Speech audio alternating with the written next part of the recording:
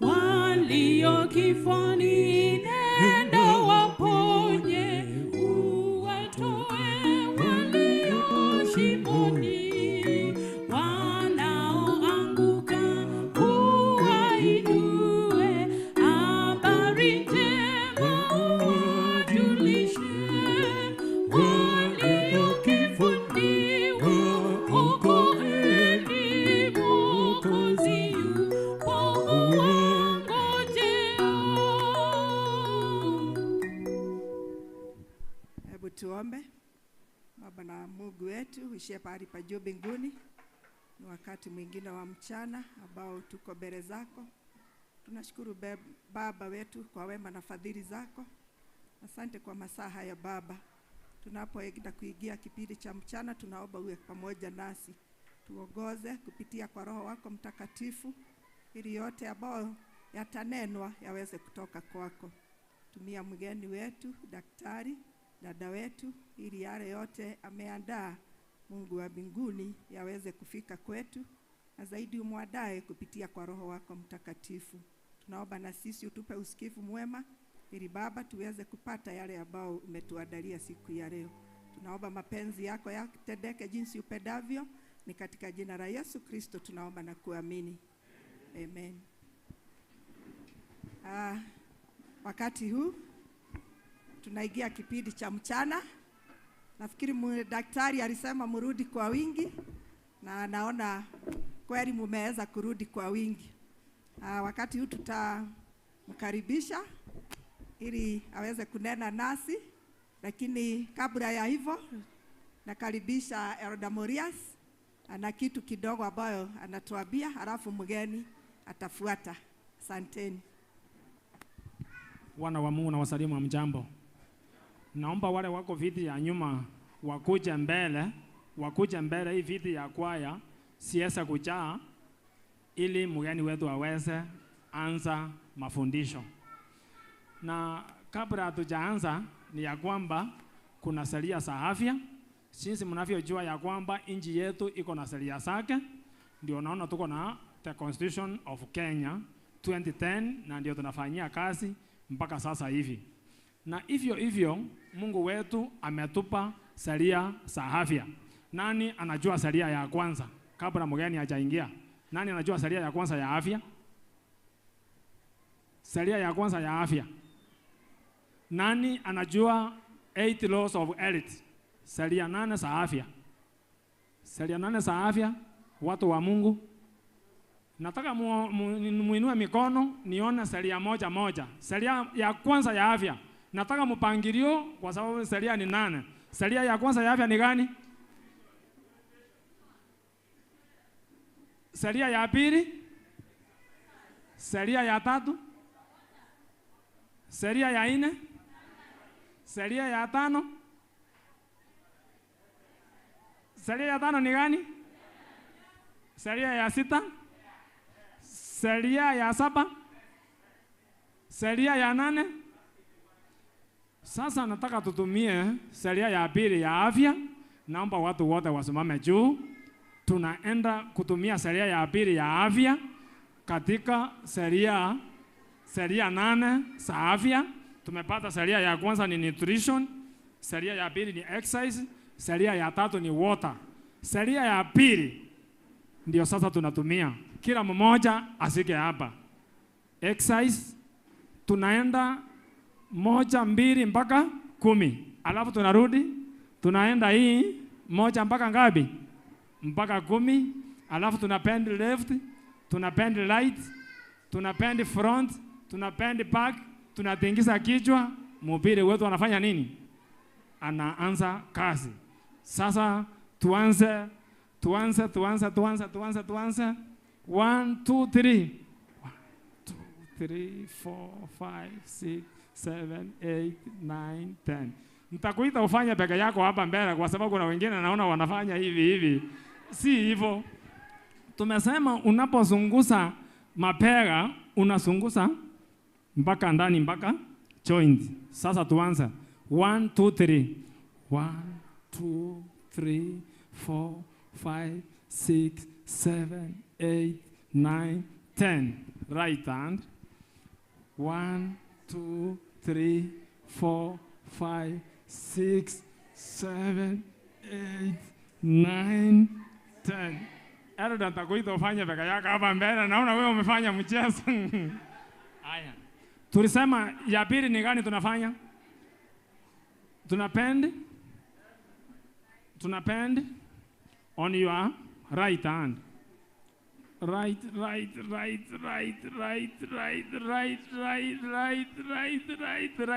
Mpaka uguse chini. Umegusa chini? Aya. Alafu tukuje on your left hand. 1, 2, 3, 4, 5, 6, 7, 8, 9, 10. Alafu sasa unapend mbele mpaka unafanya nini? Unagusa chini. Sasa hiyo ya nyuma kwa sababu ya kichwa unafanya kichwa hivi. Sasa unatingisa kichwa mara 10. 1, 2, 3, 4, 5, 6, 7, 8, 9, 10. Hebu fanya niona. Sasa mimi nawahesabia. Si mimi nilikuwa nafanya? Nimewaonyesha. 1, 2, 3, start. 1, 2, 3, 4, 5, 6, 7, 8, 9, 10. Ni ya kwamba hiyo tumefanyisha upongo exercise. Sasa daktari uwanja ni wake, aisa kuingia, aisa fundisha watu wa Mungu. Karibu sana daktari, na uweze kuendelea. Wow, kumbe we are exercising second law. Sasa si hata mimi kuna mwimbo napenda. Praise God. Sasa tuwasumbua tena msimame because it's a song I like. It's an exercise but it's a song. Lean forward. To the right, to the left. Yes. Unajua umesikia vile naimba kama mwenye analia.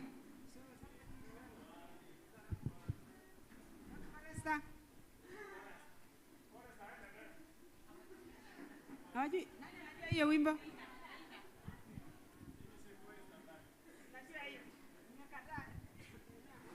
Lean forward, lean backward, to the right, to the left. Okay, let's go. Lean forward, lean backward, to the right, to the left. Stand up, sit down. You sit down. Vile song inasema ndo tunafanya. Haya. Lean forward. Tuanze. Mwanzo kama mmeketi. Sawa. Lakini kufanya lean forward na umeketi kwa kiti kona back rest. Haya. Lean forward, lean backward, to the right, to the left. Stand up, sit down, to the right, to the left. Lean forward, lean backward, to the right, to the left. Stand up, sit down, to the right, to the left. Amen. I think all Sabbaths should be healthy Sabbaths. Naona vile iko. Hata tunasahau ya kwamba we are in church, but we are happy. Amen.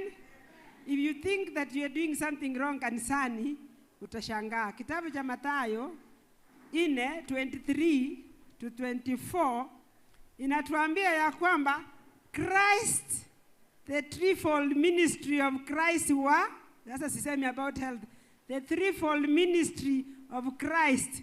One was teaching, another one was healing, another one was.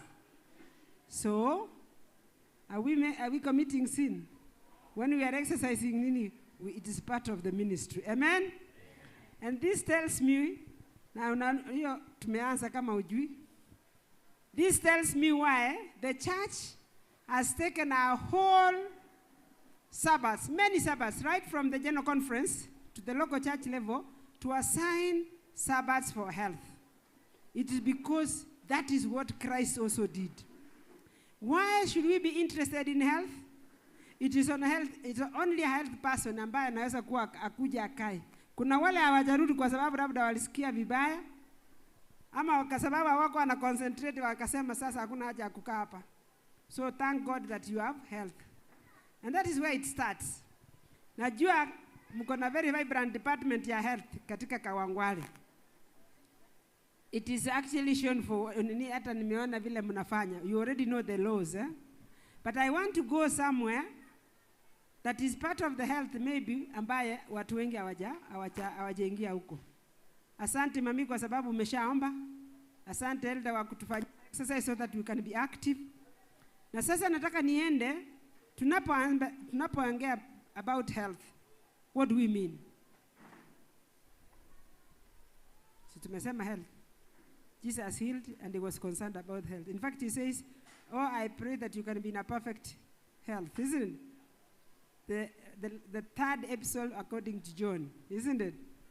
Sasa, hii afya ni nini? In the afternoon, you will allow me to kuongea kizungu sana because unajua mambo ya health inakataa, Kiswahili saa zingine inakataa. But I believe tuko pamoja. Tuko pamoja? Hata nikiongea hiyo kizungu inaingia, bora tu nisitumie medical terms kubwa sana, si ndio? Sawa, asante.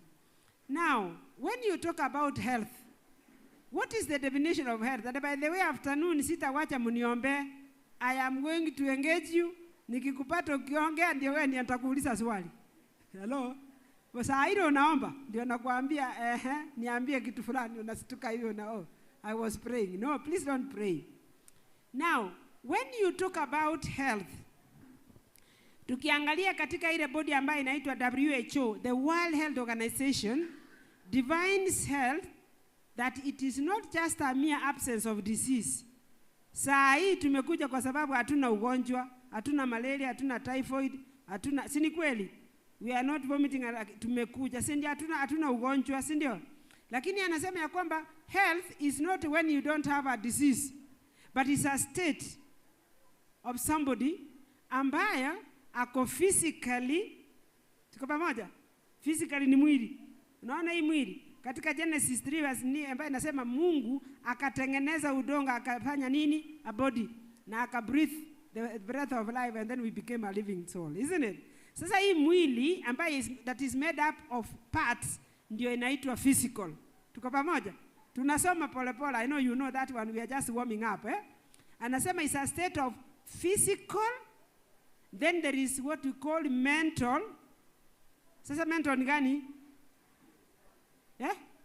Akili hiyo si ni akili. Akili. Alafu mental and social. Sasa ukiniambia akili, so what social ni nini? How you relate with people? That is social. I thought that is a relationship. Hello? Sasa unashangaa why in health you are again bringing the relationship in. How you not relate, how you interact with the environment. Let us use that one because social is not all about people, it's even about your animals, even the dogs. Hello? Sindio? How you interact with the environment can even be trees. Kuna watu wengine wanaweza kugonjeka kwa sababu miti yenye iko around yuko upendi. So it's a state of being physically, mentally, and socially well-being. So it is not just an absence of disease. Na ndipo ningeanza kuuliza wangapi who can say comfortably that they are healthy. How many of us are healthy? Tumekuja hapa, kichwa ituumi, mguu ituumi, lakini tuko, are we healthy? Are we healthy? Yeah, there are some who say, why are you worried? Why are you fearing? Hey, hello? Just say if you are healthy, just say you are healthy. Elder, you are healthy. Why are you saying you are healthy?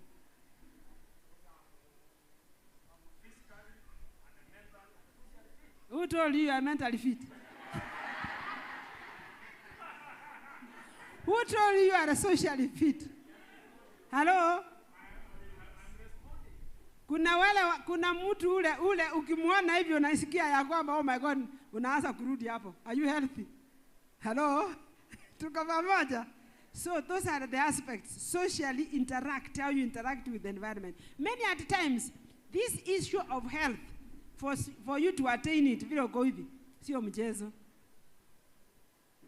Kunajua, you can also say, I want to be very healthy. Yani uko tu sawa. Lakini kama wamama wanakuja wanasema, mimi sitakasirika, by the way, kukasirika already.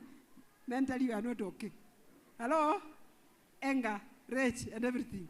Guilt, which most of us are carrying. Envy. Sisi wote tunabeba hiyo. That one, if you have that one, please. Hiyo sasa health wachana nayo. You don't know. You are still looking for it. Hello? Are we together? Is there anybody who is not guilty for some time, for some reason? Sisi wote tuko. Sindio? Kuna watu, kuna vitu kidogo kidogo. Ukiambiwa, one lady alisema hivi akitoka church one time Sabbath. Akaenda akapata ng'ombe zimeingia kwa mahindi, zimekula karibu zinamaliza. Akasema, hata huyo Yesu nitaweka hapa kando kwanza. Hello? Akafanya nini? Akaweka Yesu ndani kando. Are we together? Health is not easy to attain, but we are trying. And that is why John anasema, that you may be in perfect what? Health. Na ndipo sababu sasa kanisa imetenga department ya health in response to the threefold ministry of Jesus Christ. The health department is not about just the health laws alone. It's about understanding yourself. Understanding that this is not something that you can be. You can have and say, I have. By the way, in the morning in the class, I liked the class was very, very, very interactive. We were saying, who are the righteous? Hello? Who are the righteous that God delivers, isn't it? Are you one of them? You know, it's just the same way I'm asking about, are you health? Mommy, can I say, are you righteous? I like that. You know, you are not very sure. Are we together? Kuna that state which you aspire to, but many at time you send your failure, you are actually falling and picking up, isn't it? At a state when you have confessed your sins and you are in good right, you can call yourself righteous. But how long is it going to take before you succumb? You fall into temptation again, isn't it? So you cannot say, yes, I am. It is not a state. It's not a static state. Na afya iko kama hivyo. Today you might be happy, you know, ukisema ukweli niko sawa, lakini next time you don't know, then somebody comes and say, you are very stupid. I say, but what? How? Are we together? That response, that which has changed in you has already changed the chemistry of health. You are not healthy. Are we together? Now, today we want to look at that dimension of mental, which I know most of us wonder what it is.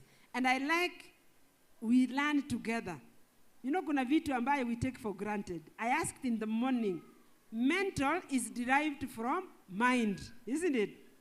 Na katika that mental now, who can define for me what mental is?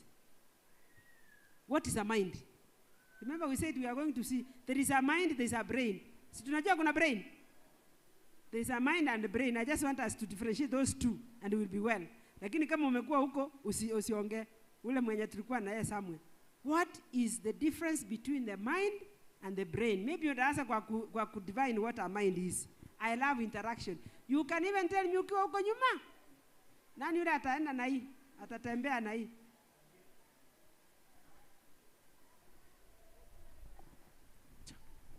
Musika nyuma kabisa ndio ati hapo ndio mtasema. Sasa mimi naendanga huko, that is my weak point. Hapo ndio naendanga kwa vile. Yes. Patia that lady, hello, mimi ndio nakupatia huyu mwenye umepita hapa. Hapa. Yes, unajua sasa kwa sababu siwajui, so allow me to say, patia huyo ako na suit, patia huyo ako na red ni blouse, si ni kweli? I am allowed for today, isn't it? Yes.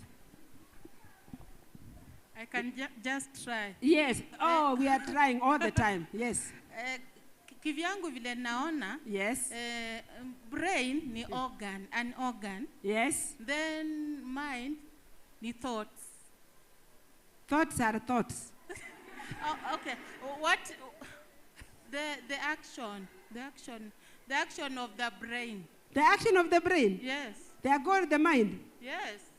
Thank you so much. Umejaribu, by the way, you have got 50% because you have divined the brain. The brain is an organ. Sasa tafuta mwenye atakusaidia to tell you what the mind is, because hapo hujapata. Unajua hata sijakupatia 1, unaona umepata 50% for the brain. What is a mind? Unajua tukijua hapa tutakuwa tumeenda mbali sana, so that we there are hapo uko nyuma. Yes.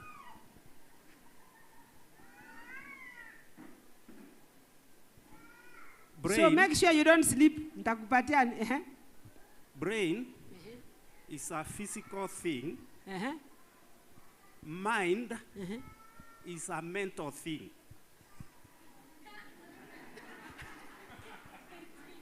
Thank you so much. I like that definition. That the brain is physical. That brain is physical, Mind but is mind mental. is mental. Yes. Wow. I don't want to comment. Okay, next. There is somebody yes? We are almost leaving that place. Very interesting, eh? Are you getting it? So you're also trying to find out, what is this mind? The thoughts are just thoughts. What you think, it can't be the mind. Uh-huh. I'll only define what mind is. I think mind is the intellectual power of a man. It is the intellectual power. Intellectual power? Yeah. Of a person. Of The a intellectual person. power of a man or of a person. Okay. That's according to me. Yeah, that is IQ. It can't be the mind. It says an IQ. It's in your intellectual quotient, or it's in your power. It can't be the mind. Remember, intellectually, and I think let me bring this point closer. The mind can be sick, just the same way the brain can be sick. So, as we divine, let us understand and appreciate that level. Na hapo ndio nataka kuendelea, si ndio? The mind can be sick independently from the brain. So when you are divining, just get that difference. Thank you for those who have tried. The brain is okay. You want to add something? Okay. The last one. Yes. Let's hear. We are trying to find what this mind, because you can't talk of something we don't know or we have not appreciated. Isn't it? Yes.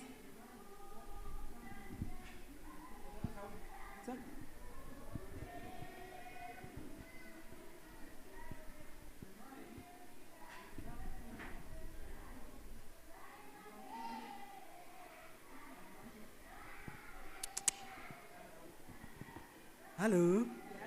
The mind is that something which is responsible for your thoughts and feelings. For your thoughts and feelings, that thing which is responsible. What? That's the mind. So it is something that is responsible for your thoughts and feelings. Now that is what we were trying to look. It is true you are talking about the function of the mind. One of it is the thoughts, another one is the feelings or emotions. But what is this mind? Thank you so much. The mind and the brain can be divined using a computer. Most of us are actually in that era of computers, isn't it? We know computers, isn't it? A computer has got two main parts. Which one and which one? A hardware and? Hardware and? Very good.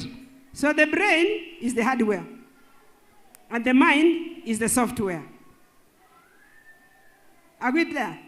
You cannot talk about that the software, you cannot define a software by what you just, one thing you are seeing in the computer, isn't it? There is a lot. You can only see what it is doing, isn't it? You can't touch, you can't feel, you can't, are you seeing? You can't see, but you can see what it does. That's why we call it software. Amma, you know, we have IT experts here, isn't it? So the brain, when you open somebody's head, that organ which you see, which maybe in biology you see at a lot of, gyra, isn't it? That is the brain. What you see, you can actually hold it. But in that brain, there is the part that is software that is called the mind, and you'll be surprised that for most of you, you are actually the mind. What you do is as a result of your mind. Did you know that the mind is the one which controls even the way I'm speaking? It is the one, it controls how you look. It is your mind which told that ukifunga tie lazima ufunge like this na umekuwa smart. When you look at yourself in the mirror, it is the mind which appreciates how you look. Are we together?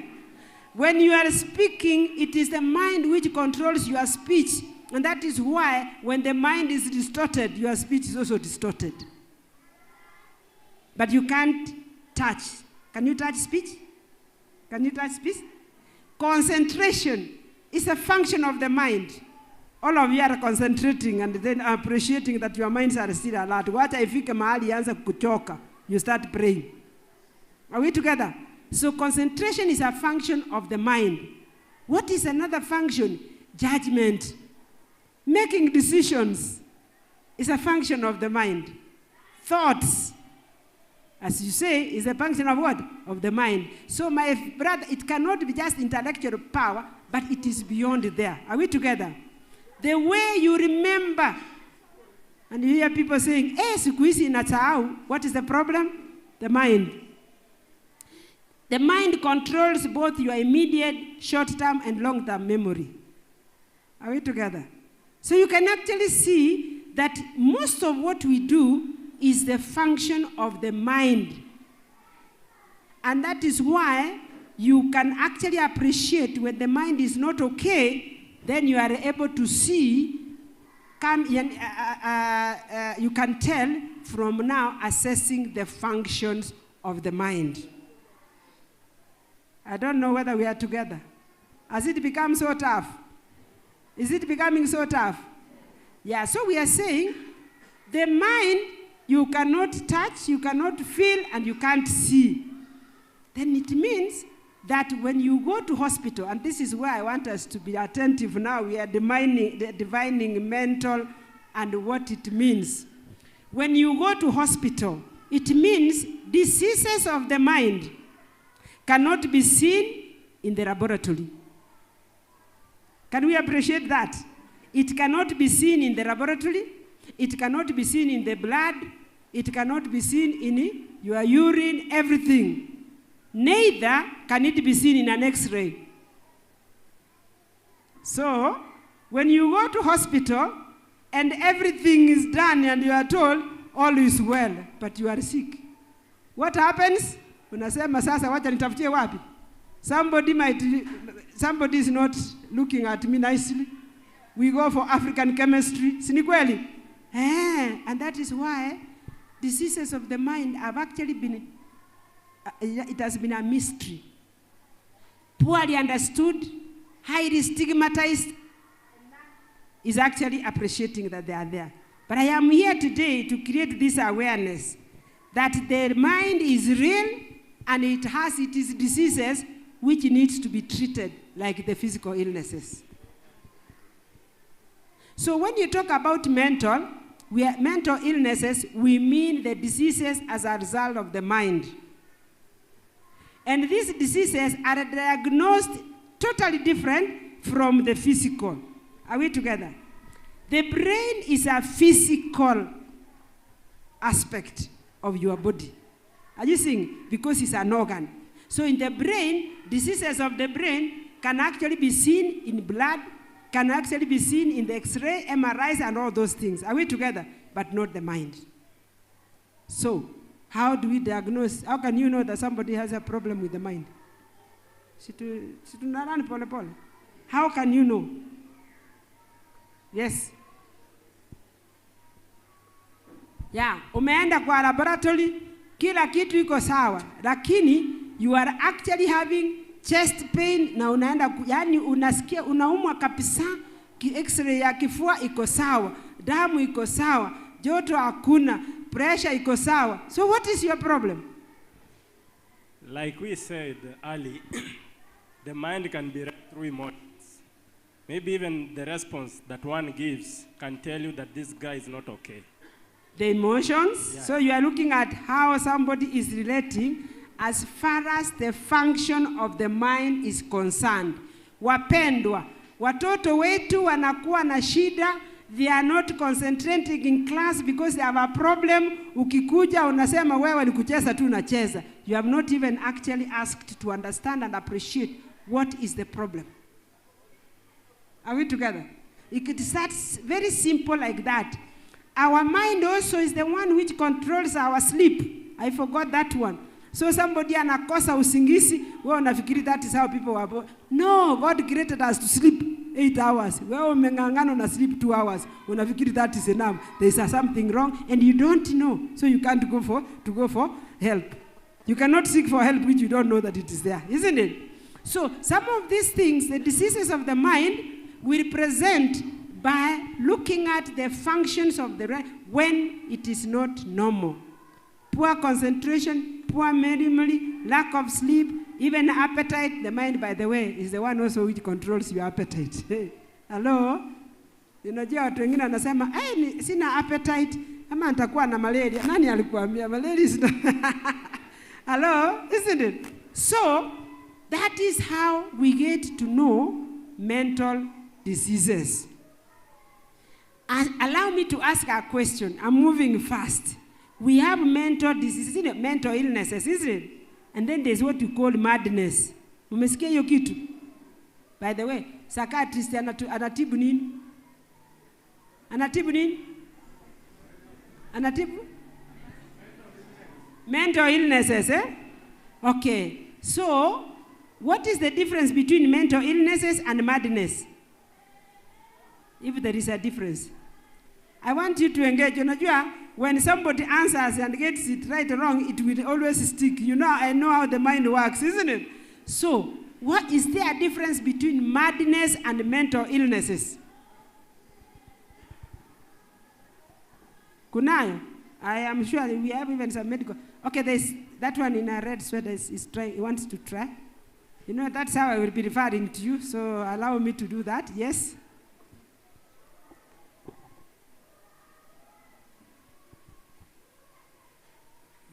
Madness is when somebody turns physically, or maybe very abrasive. Sorry? Or aggressive, I mean. When somebody becomes aggressive. Yeah. And what about illnesses? That is madness, eh? What about mental illness?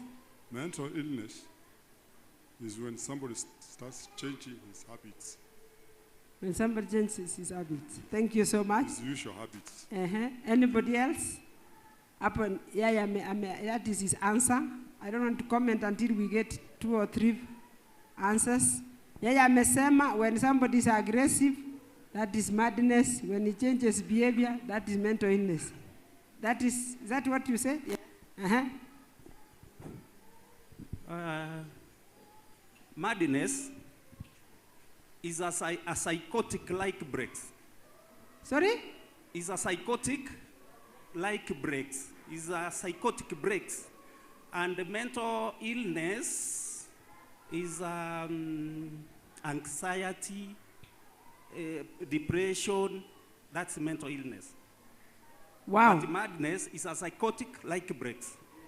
A psychotic? The other one is Jaipata. That's a good one. That's a new one. Eh? It's like ni kama vile gari inakata brake yake. Psychotic-like breaks. Live breaks, eh? Yes. Oh, okay. Okay. Psychotic live breaks. And then mental illness is... Mental illness like anxiety, depression, loss of appetite, loss of weight. Those are mental illnesses. Okay. Thank you so much. You see, we know. Yes, that is we want to see what we know and what... Thank you so much. The third answer, Asanti, amesema yeye, psychotic life breaks. That is madness. Any other? You know, it is nice. We won't sleep. This one, we won't sleep. It's nice, eh? Yes. Any other answer? Yes. This is where the problem is, and please, if you can't get anything, if you can't take home anything, please take this one. For a very long time, people think that all mental illnesses are madness. But madness is one type of a mental illness. Hello? It is a type of mental illness, but it's not equivalent to mental illnesses. Are we together? Just the same way you can talk about many diseases of the body, and you cannot say malaria is the only disease of the body. But for a long time, people have associated madness as the mental. You know, when you hear people talk about mental, it is madness, period. No. Mental illnesses is a group of diseases of the mind whereby what is calling psychotic life breaks is one of it. Madness is also referred as psychosis. So there is no life breaks there. It is psychosis. Are we together? That's how we refer. Psychosis is a type of mental illness that is characterized by loss of reality, being out of touch with reality. And that is why many people think that all mental illnesses are associated with loss of reality. It is not. Most of us, by the way, 1 in every 5 persons suffers from mental illness. That is global statistics. So, it doesn't mean that 1 in every 5 persons have as psychosis, but as a type of mental illnesses. Who can tell me the commonest type of mental illness? Before we go at naming them, because we have been told. Mental illnesses, the commonest, depression. And people have now comfortably, depression is a softer term than madness. So people have now said that almost all mental illnesses is what? Depression. Najua, I suffer from depression. Sindio, you are comfortable at least saying not madness, but depression. It is still okay. We are saying people are appreciating that there are mental illnesses. Call it depression or whatever, but at least there's mental illness outside what? Madness. And there are so many, but I want to mention but a few. Maybe you know. Now I've started with depression. Any other? You talked about anxiety. So, depression is a type of mental illness that touches on people's mood. The mood is a mood disorder. That is a group called mood disorders of mental illnesses. And this one is characterized by change of mood, and it can be unipolar or bipolar. Unipolar means you are only having mood effects on the lower side. That is depression. Sijui kama tuko pamoja. Are we together? But if you are having both of them, whereby you have an elated mood, where you think that you are on top of everything. In fact, some people, when they are sick, they can even tell you, I'm Jesus who came to save the world. Hello? And they will tell you they are the president, isn't it? Yes, they have what we call delusions of grandeur. You feel big and you talk big, isn't it? Now that is expansile mood. And when you are not in that extreme, you are very smart. Hello? With all due respect, ladies, when you see somebody has put so many of them here, another one here, another one, that is their beauty. That is the manic expression. Sorry, I'm not attacking anybody. Sikupenda kwangu, that is how it is. They are always very happy, energetic, lack of sleep, full of energy. Ukiwapata, if you have not stopped them, if it is home, they can dig the whole day. The energy is there. But when they go down, they crash. Those are the moods, isn't it? Expansile or low. The low mood is the one which is a bit common. And many of us suffer it and we don't know. You just feel very tired. You just don't want to be disturbed. You are quiet. Even you find your speech changing, whereby you start, mtu akikuuliza swali, wanasema yes, no. Are we together? We refer it as monosyllabic. People don't expound. Are we together? In depression.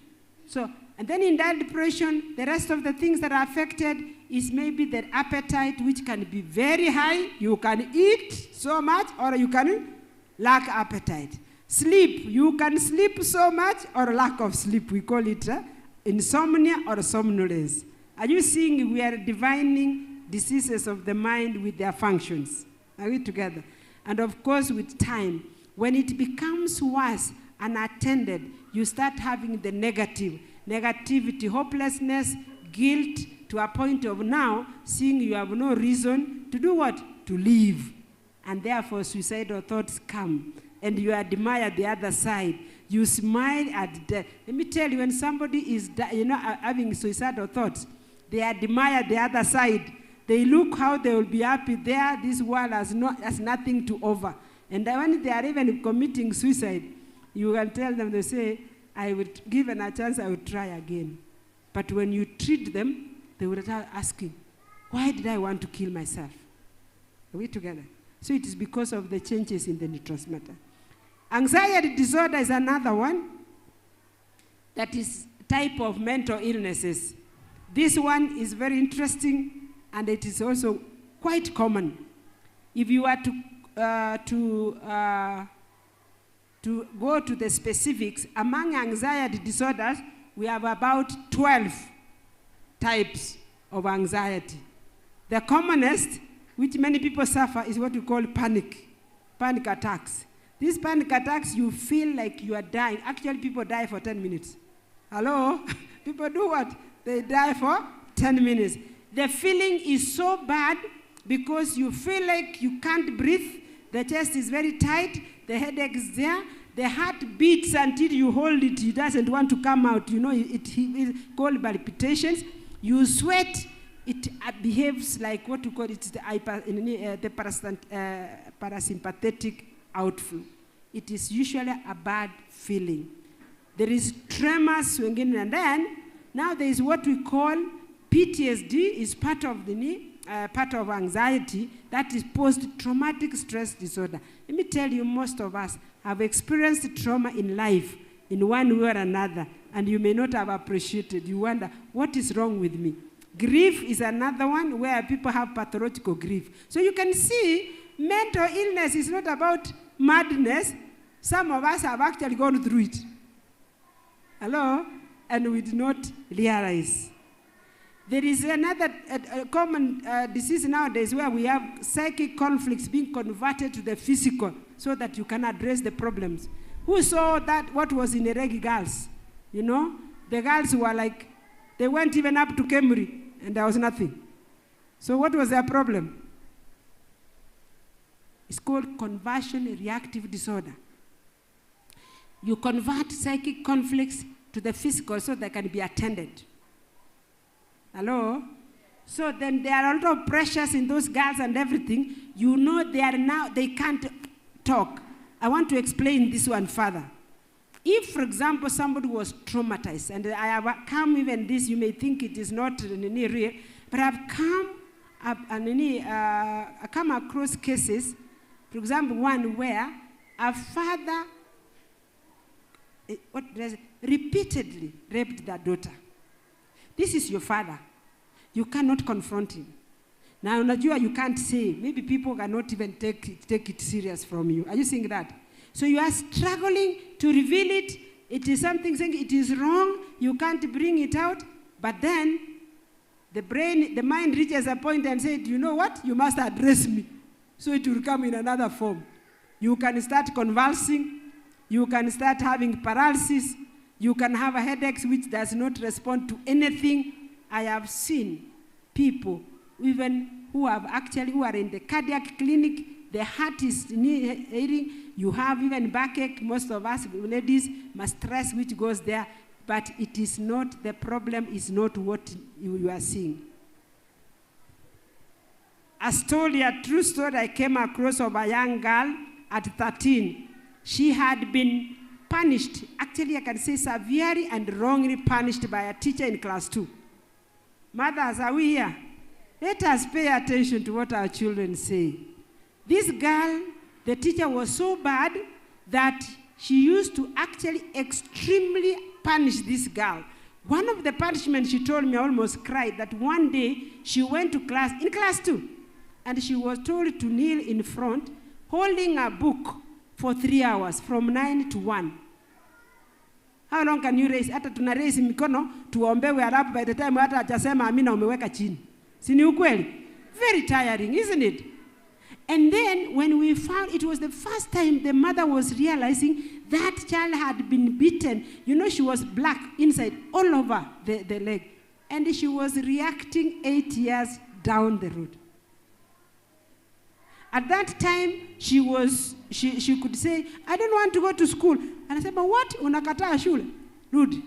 The girl suffered. And what happened? At class 8, she started convulsing. Serious convulsions. They tried everything. The neurologist looked, EEG is normal. They are like, what is happening? So they called me on board. I said, me, I come when things are not, when nothing can be found. Because this girl had so many medicine, so I actually went in, having known that if everything is negative, then the problem is maybe in any whatever conflict. So the first thing I greeted her, And I told her, Mommy, I know your problem. You know, finally, she said, you mean you know my problem? She really cried. She cried. And now I sat down. She started telling me the problem. Hello? She started telling me what? The problem. And she told me everything. Unfortunately, they were even family friends. So when she told me everything, and the following day, she felt the last ever conversion she had, and she talked, because we had talked about, she talked about that teacher, and the mother was like, no, that teacher was in class 2. I said, that is the problem. And so when I asked her, now we know the problem. What do you want me to do? That is the mind for you. You know, she looked at me and smiled and said, anyway, I don't mean, and please note this one, I don't want much. I just want that teacher to come, ask for forgiveness, and aombe msamaha, na I promise hatafanyia mtu mwingine hivyo. Wow. So we are almost going to the treatment of mental illness. Sio shindano, sio madawa, si ni kweli? It is addressing the issues of the mind. So I had no choice except to look for the teacher through the parents, and when she came, she was like, wow, and I have all the, teachers with all due respect. She was like, nikamwambia, what is it? This girl has asked so little. Is that something you want to do? You don't want to think about it? But you know, nikamwambia, no, I don't know. The girl is very clear. Muombe msamaha, and you promise. And that is what the mind wanted. So when she tried, I said, you know what? You don't do that. I only need to put 2 statements and you will rot in jail forever. Did you know that? Yeah, because you see, what she had caused that girl had not been in school for several months. So when she asked for forgiveness, and she promised she would not, the mind of the girl was very good. Ikafurahia, ikasema, phew, that is it. When she went home, she could call me and say, Dr. Nyanja, I have never fallen. I said, amen. Hello? That is part of the anxiety group of diseases. And this particular one can present in whatever way. Most of us, especially the ladies, we have gone through a lot of trauma. We have backaches, which we always go at MRI, ilikuwa normal. So what is happening with me? Are we together? Where is the problem? The mind. Scan your environment and see what is the problem. Are we together? We have other diseases called somatoform, which is almost like that one. This one for sure, somatoform and vexatia, those are tough ninies. This one, yani mtu anagonjeka anapenda hospitali. Yeye hataki kutoka hospitali. For some reason, there is something that has happened and they get comfort in hospital. You know, we had another girl yesterday when I talked to, I think 3 days ago. And now, I listened to her. She was like, phew, finally I've gotten somebody who would understand me. But I told her, you need to deal with the psychologist, the therapist. Maybe brings your parents, you talk about it. Then I went, I said, for me, you are responding well to the medicine and all that, and therefore, I am now exiting, I'm discharged you. When she had, this is what she told the nurse. Wow, I thought Nyanja was going to be my savior. You mean she has released me? I thought I was going to be here for some time. You get it? We don't encourage that when we understand that that is why you are in hospital. So we are able to have a therapy, a family therapy, then you are taken so that you can appreciate. Diseases of the mind. There is what we call substance-induced diseases of the mind. And the substances, any substance can actually induce those mental illnesses. And that is why, for example, those who drink a lot, it's very difficult for them to even get better, because unless you have now addressed what the alcohol has caused, and one of the common causes, what they cause is depression. So naona mtu tu anasema sitarudia, but you have not addressed the underlying problem. They will always go and use those alcohol as a medicine, but it's not medicine, it's medicine in quotes. We have even what we call eating disorders, which is a mental illness, eating. Hello? You know, nimeona watu wakicheka. Kwani kuna watu wako na eating disorders hapa? Have you ever heard about eating disorders as a mental illness? Kuna mwenye ameisikia? And these are real. These are called two types mainly, anorexia nervosa and bulimia. Anorexia nervosa is where somebody eats and goes and vomits or fears to eat. Because, and it is real, anajaribu kukula chakula inatoka. Why? The mind was distorted, kitambo, by the what we actually sometimes call our children names. Huyu ni cha kunono. Hello? So for this child, this person as they grow, akienda kwa mira, anaona mtu mkubwa, and they say, I can't eat. The mind. Some go eat and actually induce. I am telling you, it's a fatal illness. Inaua. Because you find somebody at even 25 years, and adult, and weigh 25 kg, 20. You can't survive with that. Hello? Is all mental illnesses madness? There is a group of mental illness which is sexual disorders. I don't want to go there. Low libido, so many of them. Watu wameenda kwa urologist, mtu amefanya kila kitu gaini nini. Your problem is not locally. The problem is what? Exported. Hello? And of course, the psychosis is what we always see, that apart from loss of reality in out of touch, there are other presentations. For example, what you call hallucinosis. Hallucinosis. Yes. Hallucinosis. Eh? What is an hallucinosis? What is hiyo mmesikia? Si mnata you are hallucinating. Si mnasikia watu wanasema hivyo? What do they mean? What do they mean? Sasa unaambia mtu you are hallucinating when you don't know what is happening. Somebody knows, eh? At imagination.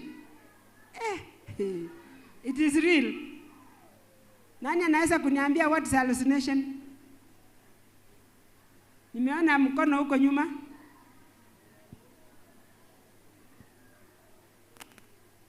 Mwenye alikuwa anatupatia alichoka.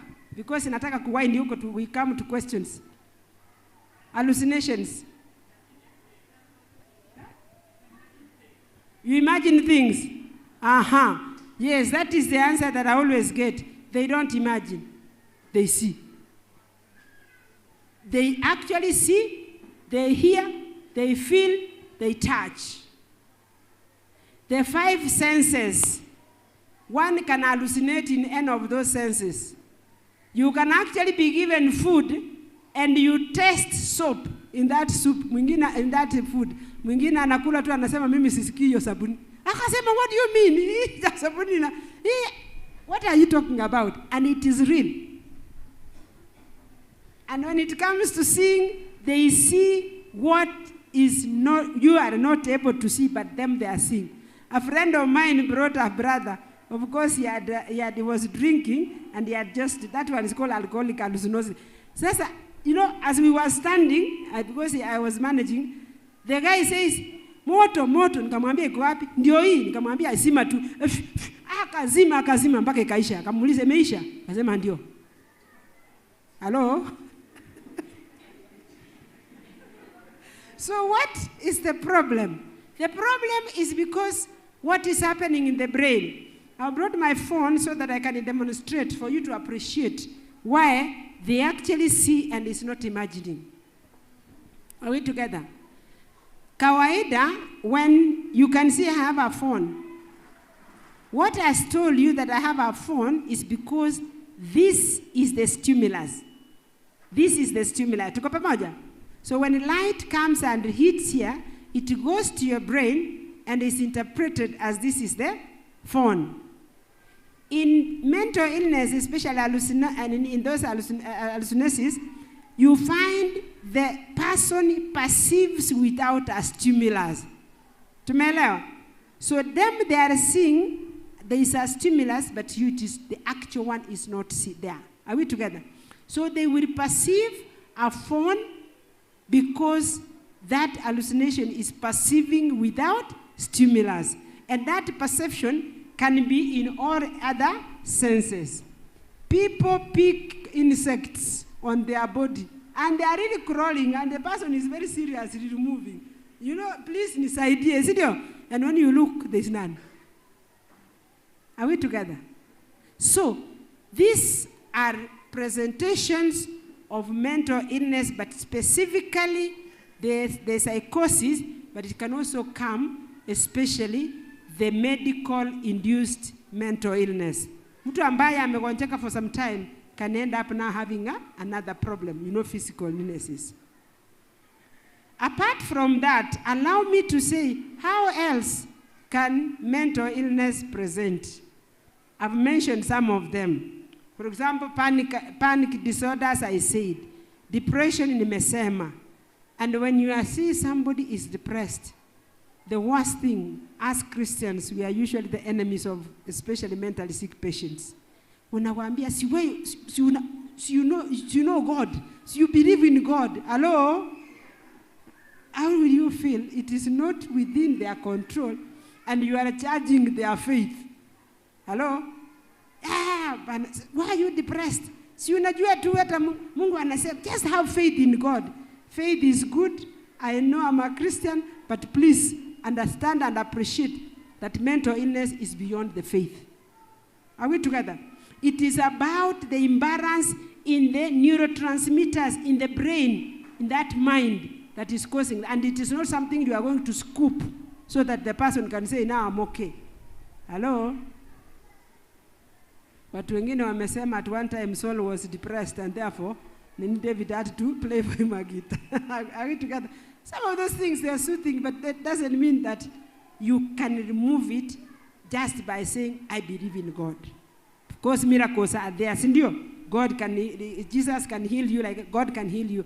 But before that is done, appreciate that this person needs help. And is not faking an illness.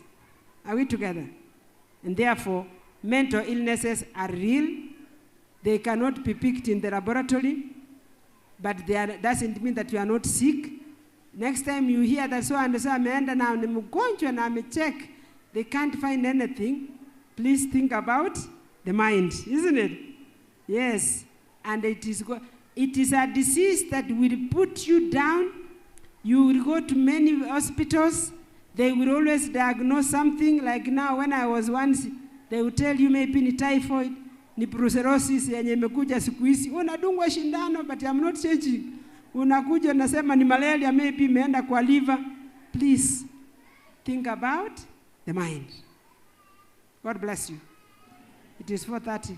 30 minutes for questions and we go. If they are there, if they are not there, we can call it a day. Naonekana nyinyi wote mnajua about the mind. Yeah, I can see a question there, another one there. Yes, another one. So, nani yule ako na hii kipasa sauti? Yes. We start from there. You know, I cannot talk about mental illness that I learned for 5 years in 30 minutes. Nikmalize. Si ni kweli? Sasa hii tu ni hiyo create awareness so that you can take action and do what? Si ndio? First, awareness so that you can understand and take action. 3 A's. Si ndio? Yes. The first question? Please go ahead. Sorry? Please go ahead. I have a question. I have a friend mwenye amelelewa na mamake pekee. Then from childhood hadi saizi yako almost my age. But anytime amekosana na mamake, like hata kama ni kitu tu kadogo ama asikuwa na position ya kufanya kitu mamake anataka, anakuwa mgonjwa hadi aende OC. But akienda OC, anaambiwa aende akunywe alale. Aende akunywe nini? Akunywe maji na alale. So is that a problem? Na kama ni shida, anaweza saidiwa aje? Yes, anger management, actually again you'll be surprised that is also part of the mental illnesses. When you have a rage, there are people who are affected by extreme, it's called high expressed emotions. I have many people whom are managing, like they are convulsing, but they only convulse when they are very annoyed. Hello, very annoyed. And when you check the EEG, the problem is not the brain, it's not that firing. It's because of that. That needs to be addressed. That is a problem which she needs to go through therapy so that she can be able to appreciate and know how to manage her anger and response to such, isn't it? There are some who actually faint. Faint. And you see, if it was something that was killing her, she could have died kitambo. Sindio? So she goes after sometimes the temperature is cool, then it comes down, and she's able to come back to her senses. So she needs to go for therapy for anger management. Yes. So you cannot take it right. And as I said, sometimes those conversion can present like in that fainting, you know, and you hear, and what is not interesting is that extreme.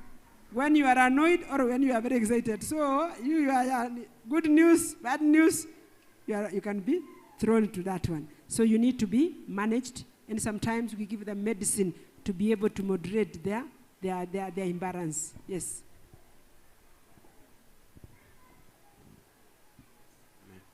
Can cerebral malaria cause permanent mental illness? Okay, he's asking, can cerebral malaria cause permanent mental illness? Yeah, you know, now cerebral malaria causes that psychosis as what we call organic because of the effect it has on the cells, the neurons and all that. You can actually start like cerebral malaria, then now you continually have episodes of that psychosis, which of course now you have to be on medication. That is one. Secondly, one could be having a silent disease, psychosis, then it is induced by an episode of malaria, and then it presents as cerebral malaria. But ideally, there was an underlying problem, and therefore now from there you find now somebody continues becoming maybe episodes of relapses of psychosis. So those two, yes, it can cause depending on the severity of the malaria because it is the nerves which are affected by that increased parasites, or it could be inducing something that was quiet, waking up a sleeping dog. So it can actually induce that. I also had another question.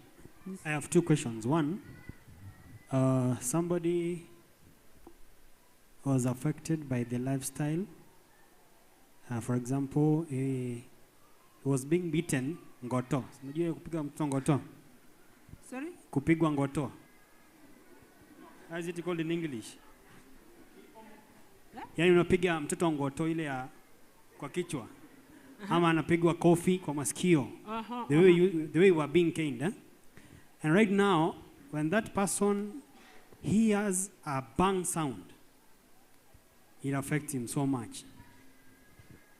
He doesn't want to be where there is mambo ya kushtuka or something happens.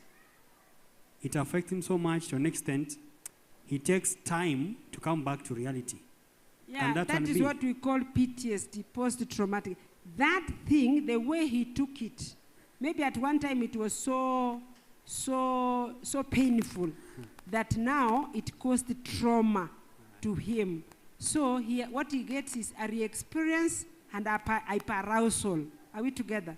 So she feels like she is actually in that state, and it is like she's really getting hurt at that particular moment. That needs to be treated. It is a treatable disease, so there's something that we can do. It's just, it takes different forms. Trauma can come in that way. Trauma can come because somebody has exposed you to extreme danger. You know, perceive, when you remember, it actually arouses all that needs that you felt at that time. So that one will need help. Huh? As much as he has been working it by slowing down and you know everything, but maybe he might need some chemical support to come out of it. Yes. Another one. Someone grew up in very harsh conditions. such that when he's a grown-up, some things that happen in life doesn't shock him anymore. Can that also be a problem? It is what we call numbing. So that numbing is not good. He needs to actually come out of it. That yes, this thing, you know, it's like he just slashed or cleared his emotions, which is not right. Men are created to have more emotions, isn't it? So when you numb something, it's not addressing it. It is that what he has done is a coping mechanism, which is not a good one. Because you see, you might numb on a situation which is dangerous, which might even kill you. You need to have that need of at least you nastuka so that you can come out of danger. It's that kustuka. It means he has really suppressed, even including the normal stress which we use to be able to remove us from danger.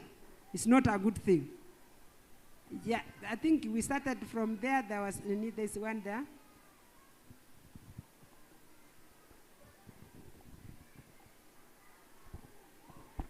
Hamjambo. Hamjambo. Okay, mimi ningependa kuuliza daktari. Yes. In our institutions, kumekuwa na a lot of lesbianism and homosexualism. So what causes that? And as a parent, or teachers, or leaders, or guardians, how can we act upon that? Well, that is a hot topic. Yeah? Usikia hata popo amesema ni sawa. Alisema si ndio? Na Catholics wa hapa wamesema hatutakubali hiyo. I will simply answer you like this. When we go back in our old editions of psychiatry books, that was a mental illness. But for sometimes, because of the book of Hebrews, which says when people resisted, God gave them up to their lust. Men going after men. And they have decided it is normal, it's an orientation, it can never be. That's what I can say. Secondly, the few that have actually come across who are open to say this is it, there is a mental pathology in them, which we work together. But because we have sugar-dissed it and we are saying it's an orientation, that is what is killing us. My friends, let me tell you, that's where we are told awake. In 1 Peter 5:8 says that, be sober, be vigilant, for the enemy is what? Is roaring, looking for a place to do what? That is actually the devil's gimmick to be able to cover up. Those guys are suffering. You know, they call themselves, you know, we are not straight. So if they already know they are not straight, it means it's a problem. It can't be an orientation. Hello?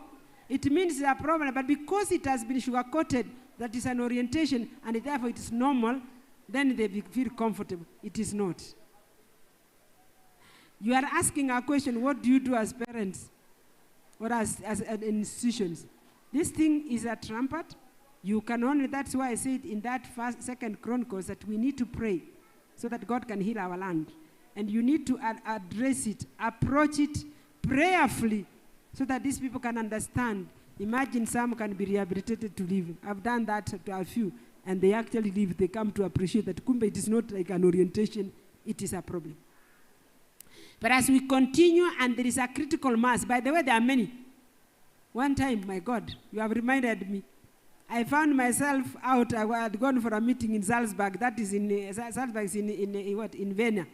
And then, it was on a Sabbath. I Googled to see where the church is. The church was very far. I wouldn't go, in fact, ningefika huko one. So with my friend, we said, now that we are here, and there's a train, so then we can actually cross over to Germany, so that we can see to send out to the end of Germany. So we went. As I reached there, there was such a big festival. So I'm like, what is this? You know a festival where, this is KAWANGWARE. Vehicles are up to town. You know the way you see Safaricom and you know people are really dancing, and I was, wow. So my colleague says, we have reached in one of their festivals. Watch out, wonder what they do. So we reach there, and we are just trying to see. They don't know English. So tunaangalia, what is this? So naona wengine wamefaa in traditional, wengine wanafaa. So I asked one person, what is happening here? Do you know English? Then he said, little. Then what is it? Then he said, this one, festival, people happy. Why? Man find man. Then I said, wow, that is when we looked. Actually, they were gay festival. And there are many. Man find man, happy. Man has found another man and they are happy. So they are celebrating.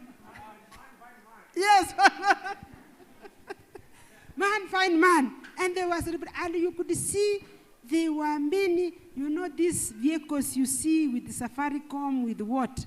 And they are actually, they blocked that road for 40 minutes to ngoja tu tukisema how do we can't cross. So that means that thing is at a level that you cannot even wake up and say it's a disease. Who are you? Hello? Who are you? The amount of money that is being put there, and because the devil knows this is how I am, this is our niwangu, they are doing it. Your role is to pray for them. It's unfortunate. But in the old editions of psychiatry, they were there as mental illnesses. They were dropped with time. As people say, it is an orientation. So, ma'am, it is there. And let me tell you, even those that you cannot suspect. I would say this is unfortunate. Some time back, we had the Pathfinder leader who was gay, and they really traumatized children in that church before he left. We only came to know when an Adventist came, kijana yake alikuwa amefanywa akauliza, is that what you do, you guys in church? You can imagine how embarrassing it is. So it is not, we are not exceptional. These are people. These are within us. And by the way, you find me sometimes advocating for their rights in terms of medicine, in terms of health. Sasa kama yeye magonjeka, kama ni HIV, si mimi sioni homosexual, naona mtu. Hello, naona nini? Naona mtu ambaye Christ died for, and he needs medicine, he has to be. Hiyo vitu ingine, you can only pass a word. If it bears fruit, fine. If it doesn't, take care of God's people. As Paul was saying, take care of what? My flock. Yes.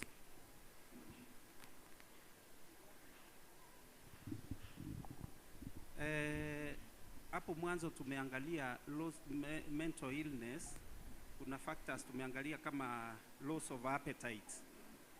So ninaweza, kwa sababu nikikosa kukula, ninaweza kuenda like nichukue multivitamin, nidungwe vitamin B complex, and for how long nitatumia hizi dawa ili appetite iweze kurudi. Low libido, ulisungumzia kitu kama hiyo. Ninaweza enda over the counter ninunue Viagra, Vega 50, Vega 100, na mimi niendelee nikiwa sawa. Sleep, nakosa usingizi. Naweza enda kwa pharmacy ninunue Diazepam, Valium, nimeze, and for how long nitameza hii ili iweze kunisaidia. Anxiety, ninaweza nunua phenobarbital na nimeze na nipone, for how long? Tusaidie hapa. Thank you so much. Here najua umetouch where I didn't go. Did I go for treatment? I didn't talk about treatment. Na niliwaambia hii kitu nasoma miaka 5 bwana. Mnataka niongee for 30 minutes about men. Hello? Tunasoma miaka 5. Sasa mnataka nifundishe for 30 minutes.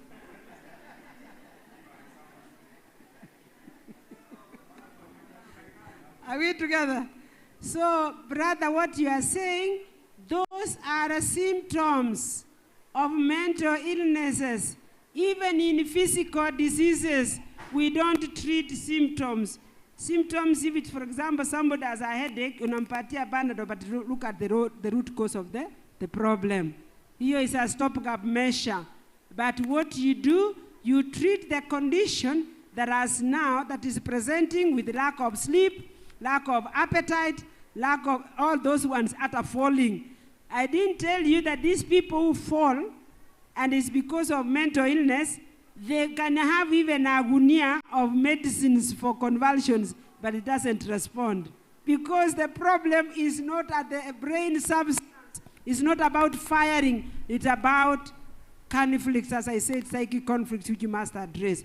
So, tafadhali, If you find consistently you are not sleeping, stop this thing of going for Piriton because you are using a side effect of Piriton to sleep. Do you know Piriton is meant for homa, and it happens to have a side effect of causing what? Sleep. So you are buying medicine because of their side effect, not what they are meant for. Hello? Then you are very seriously that you have treated yourself. This problem you are over the counter, you are not any different by with that person who is using marijuana. That is substance abuse. So, if you have a problem, my brother, and the rest, don't treat the symptom. You are going to a tree and removing the flowers and saying this tree is no more. Is that practical? No. So we treat the condition and the sleep regularizes. We treat the condition and the appetite comes. We treat the condition and all the other symptoms now go. Don't treat symptoms. Go to the root cause of the symptom. I want you to imagine you have malaria which has caused very high temperatures, isn't it? And therefore you go and get something to lower that temperature. The temperature is down, but the parasite is in the body. Utapona? Umepona? No. Utapoeza, alafu inarudi utapoeza until you have removed what? That parasite. The same with even mental illnesses. I hope I've answered that question. Don't abuse drugs by going for your sleep, your appetite, nipatia hapo hiyo tresorix, nini vitamin, najua sikuli vizuri. Why are you not eating? Then another thing is that also those symptoms can be caused by physical illnesses. And that is why then you go and you are investigated. Once they have removed the physical part of it, then now you look at the next part, the mental. And the mental also works closely with social. Because of the interaction of the environment, that is why you are sick.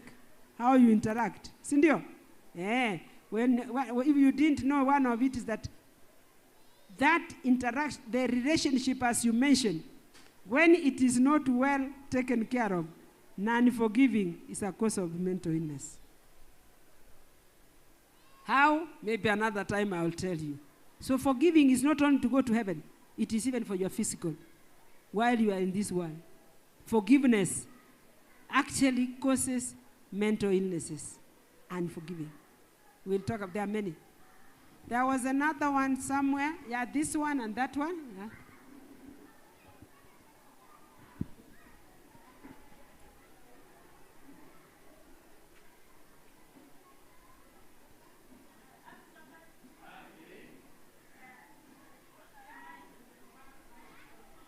Wale wa nyuma watasikia, tafadhali use that one. Yes. Madam, umetufundisha juu ya mental na brain diseases. Sasa tuseme mtoto amezaliwa na wale wako mental wamepelekwa special school for example. Sasa wale wako na mental problem ama wako special ama wako aje? Question number 2. Kuna mtoto hapo kwa club changu, huyu mtoto pengine umwambie baba wewe leo omba. Atamaliza kuomba aanze kunospread. Ukiuliza mbona, unaambiwa huyu mtoto sasa hakuwa anataka hiyo sasa amekosewa for example. Akikosewa na no spread. Huyu sasa tutamsaidiaje? Ako na problem ya mental. Tumsaidie aje huyu mtoto na yeye akae kama wengine? Wacha nianze ya mwisho. Tafadhali take that child to an ENT specialist. Aone what is happening with his or her vessels in the nose. Hiyo tu. That is where the problem is. When there is that high expressed emotion like maybe anger or anything, it is because of that there may be weaknesses in those vessels that could actually be giving way. So start with physical before you come to mental. The second one you asked, I didn't mention about that one. There is a group what we call mental retardation. We have mental illnesses and mental retardation are those who did not develop their mental capacity to be able to reason and be able to express themselves the way you do. So it is mostly, can I say, a congenital, or it can be because of trauma, depending on the extent that the mind was affected. So those who are in special institution is because of failure to develop the mind to that the level that is accepted. Okay? Yeah. Yes, next. Go up here.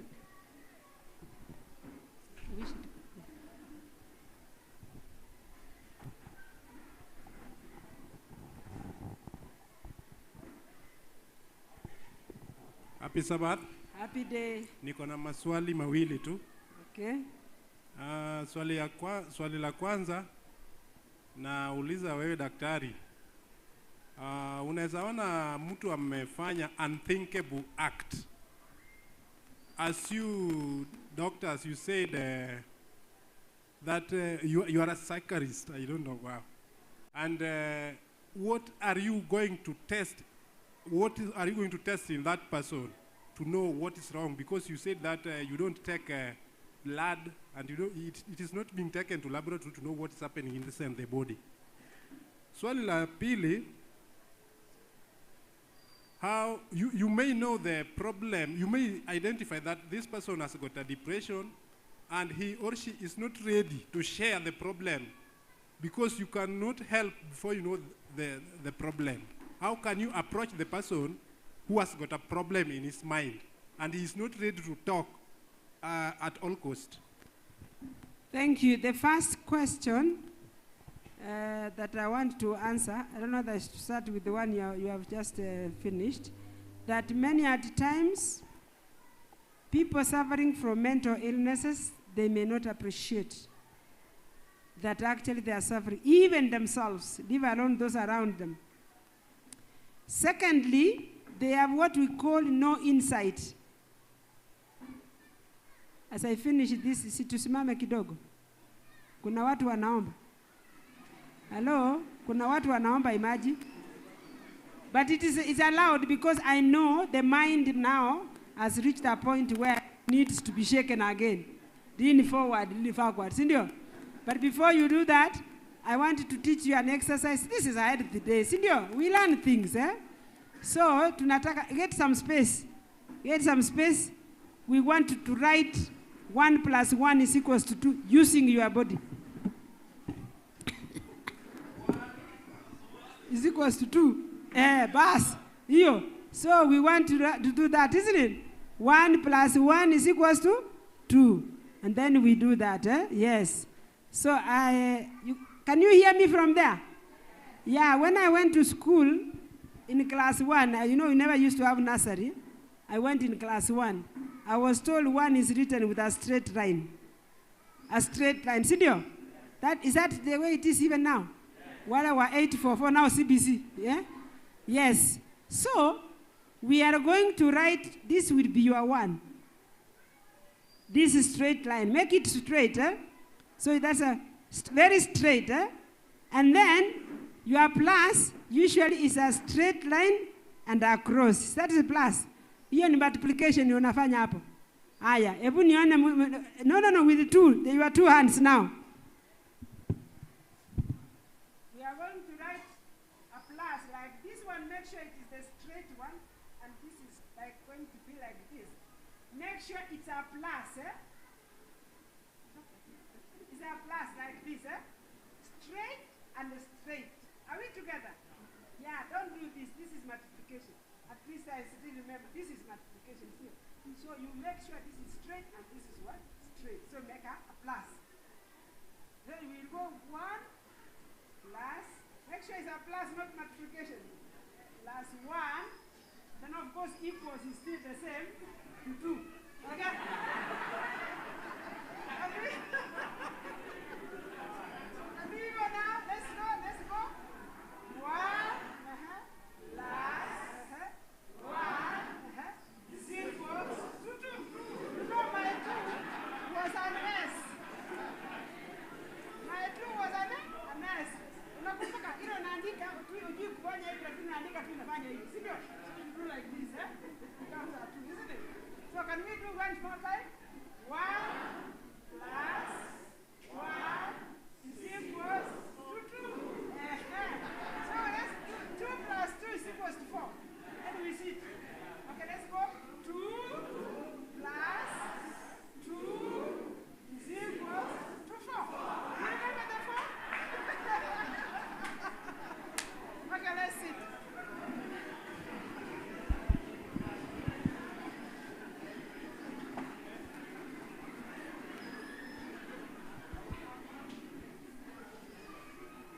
Okay. I was answering questions from that corner. I don't know whether I'm still remembering them. But your one question was?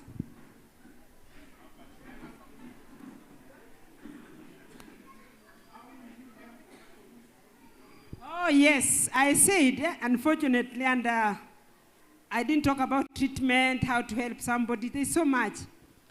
One thing which you must know is that mental illnesses, majority of them, even those who are suffering, are not aware. The people around them are not even aware. That's why I'm creating awareness. Hello? So, the people, many at times, especially you have extreme depression, people lack what you call insight. So they are not aware that they are sick. Even those who are having suicidal thoughts, they will tell you, I'm okay. But you know. So how do we diagnose as people? We don't test in the laboratory, I said that. We use what we call syndromic approach. You look at the person, I will ask you questions, and you are like, how did you know? Because we know this disease will present this. Are we together? And when you combine, so that is, they meet a criteria. There are criteria which have been put together after a long whatever study that you can be able to say, this is anxiety, this is depression, this is psychosis, called sometimes schizophrenia, isn't it? This is sexual disorder that is coming, that is mental, because there are some sexual disorders as a result of the physical. Are we together? Some of them, so you need to rule out. So once we have ruled out the physical causes, isn't it? Then you are left to know that this is a result of mental illnesses. Second question you've asked.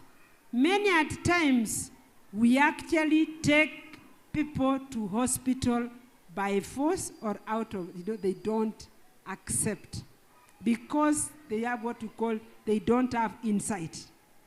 Meaning that you, as a person, you are the one who can read a wound in somebody's mind.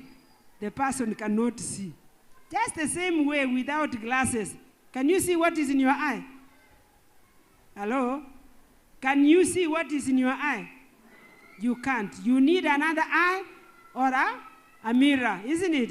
To be able to see. In the same way, it is you who will say for sure, so and so has changed from the way I know him, is like this. Hata wengine wanajifungia kwa nyumba.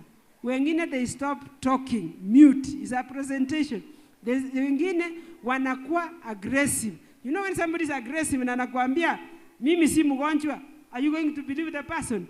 You are the one who is what? Who is okay. One time a patient was brought in Mathare. I was working in Mathare. And so amefunguliwa because anakuja anaambiwa, where tuende uone daktari. I said, I'm not sick. Then she read to me and said, and I said, no, what they're saying, I'm sick. They are not sick. I'm not sick. Daktari ukweli, I'm not sick. Then I looked at her, I said, nani mgonjwa? You don't seem to be sick. Nani mgonjwa ni ule. Go and bring him, nimutibu. So akakimbia, akaleta huyu wakakaa na yeye huko. Whom did I treat? Hello? Are we together? Yes. So alikuja nikaanza kumuuliza, hebu niambie vile anasikia. But in the process, I knew where the problem was, isn't it?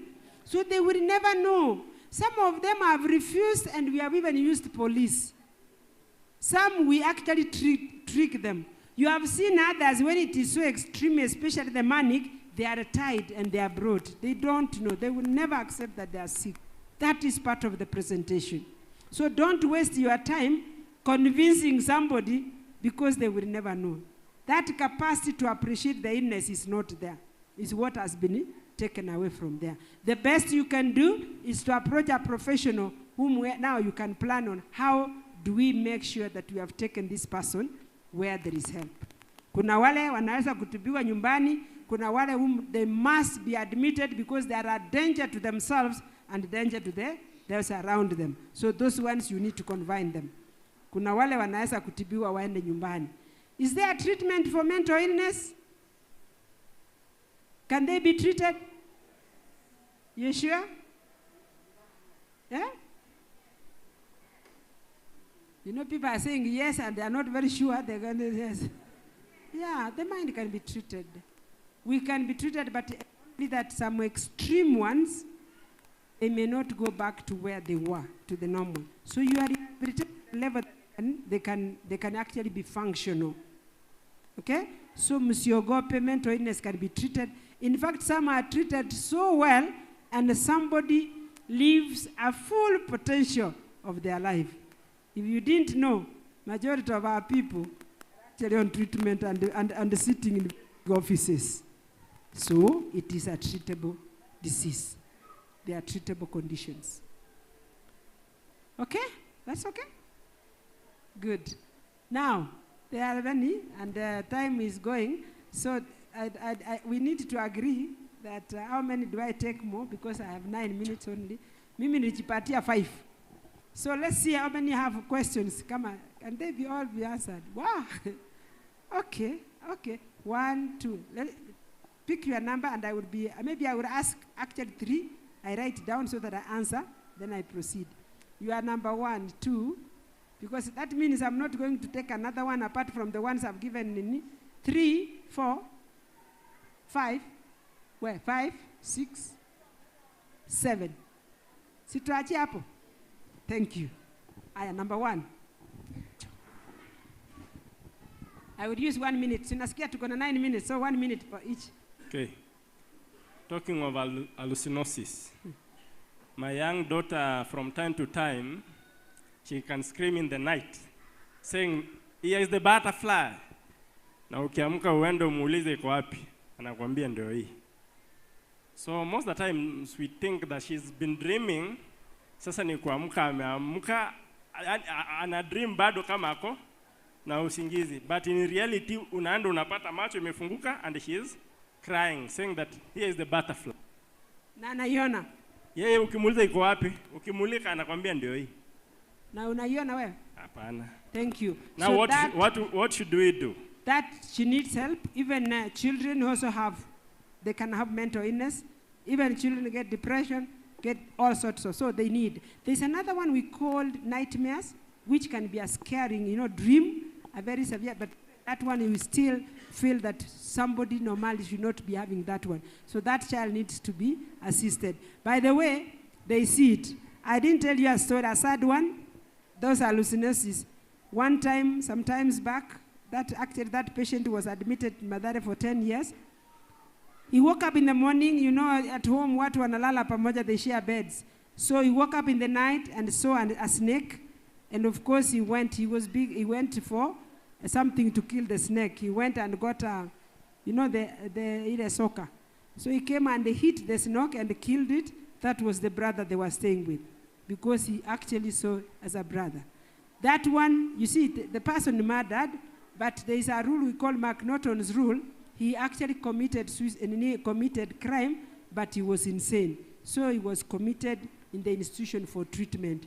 So that child sees it is real and therefore needs to be addressed. We find out what the problem. We need to rule out any organic cause. Then if there is nothing, then we can always pick it up, okay?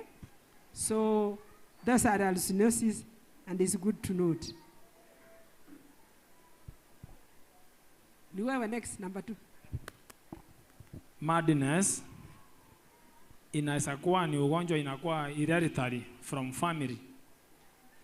Kwa sababu unapata sometimes kama pale nyumbani kuna familia fulani unaweza pata madness zinakuanga. Unaona kana kwamba unapata kuna watu wanagonjeka hiyo wanakuwa wasimu. You know what you are telling, what you are asking. Is that do you have another question? Okay. Alafu tena kitu kingine nilikuwa nauliza. Inawezekana hao watu huwa wanakuja wanakuwa maybe unapata ni daktari ama ni askari ameingilia mambo ya drugs na amekuwa addicted sasa kabisa na uweze muelezea na anakuwa very violent. Inaweza kuwa ni ugonjwa wa akili ama namna gani? The second one naanzia hiyo kusema I said that the substance abuse induced mental illness. They can bring anything. You can have depression, you can have mania, you can have psychosis, you can have even sexual disorder as a result of substance abuse. Mnakumbuka watu wa Murang'a with all my friend. Wa Murang'a walianza kubeba nini? What was it saying? Alikuwa imefanya nini? Imefanya nini? That was yes, so drugs can cause mental, in fact, they cause mental illness. Apart from the addiction, they can cause other mental illness. For example, banging, it can cause conditions which you wouldn't believe. In fact, I was seated with a boy, and ananiambia, you know, I don't feel like doing anything. I just feel tired, blah, blah, so that's why I take nikamwambia, you know what? That marijuana is the one which has caused what we call a motivational syndrome. Nikamfungulia, anza kusema, aya, you know all that he was feeling. So you thought that is what is treating, but it is the one which has caused that. I mentioned also that people who are taking alcohol, invariably, they have depression. That's why it's very difficult for them to, unless you treat the depression. So, and it can cause anything, psychosis. Wengine wakianza kuchukua tu hivi bangi, then somebody just took and became completely gone, yani crazy completely, until he just a pap. So they can cause all those kind of illnesses.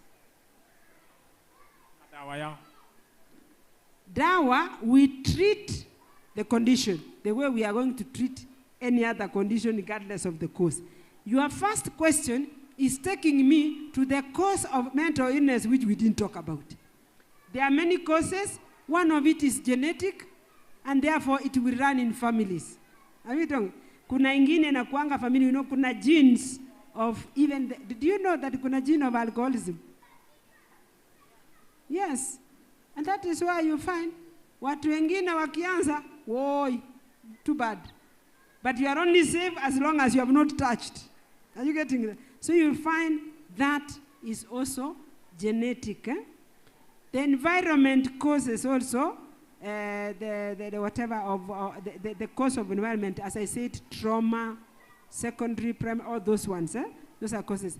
There are some that are seen to run in families, and yet you cannot pick a gene related to it. Have you ever wondered why some, even the suicide will be somewhere, and we say, here familia, it is cursed. There's no curse. It's because they have depression, primary depression, which has not been picked. We lost a friend, maybe even some of you, and actually, it is a man I did not know that it can happen. He hanged himself, a very prominent lawyer. But when you look around, the brother, who is also a doctor, has mental illness. The two uncles actually hanged themselves. And another one, I think he also committed suicide. Are you seeing that? Because it has not been discovered and treated. So it can run in families. How does it happen? Not every person is likely to be affected. You remember the Mendelian, that was a probability. So it is until you get that gene somewhere, that's when you can. And it is possible that all your siblings can actually suffer from that illness, depending on that probability. So that is one of the causes. Then we have the causes, as I said, trauma for PTSD. Anxiety also has been seen to run in families, isn't it? And of course, the other things like, you know, did I even mention obesity also is mentally related? Many of them, yes. Don't worry. You know, you just think that mental illness is madness. That is why I said I should talk about it. Are you getting that? Are you okay now? Yes. Number 3 was?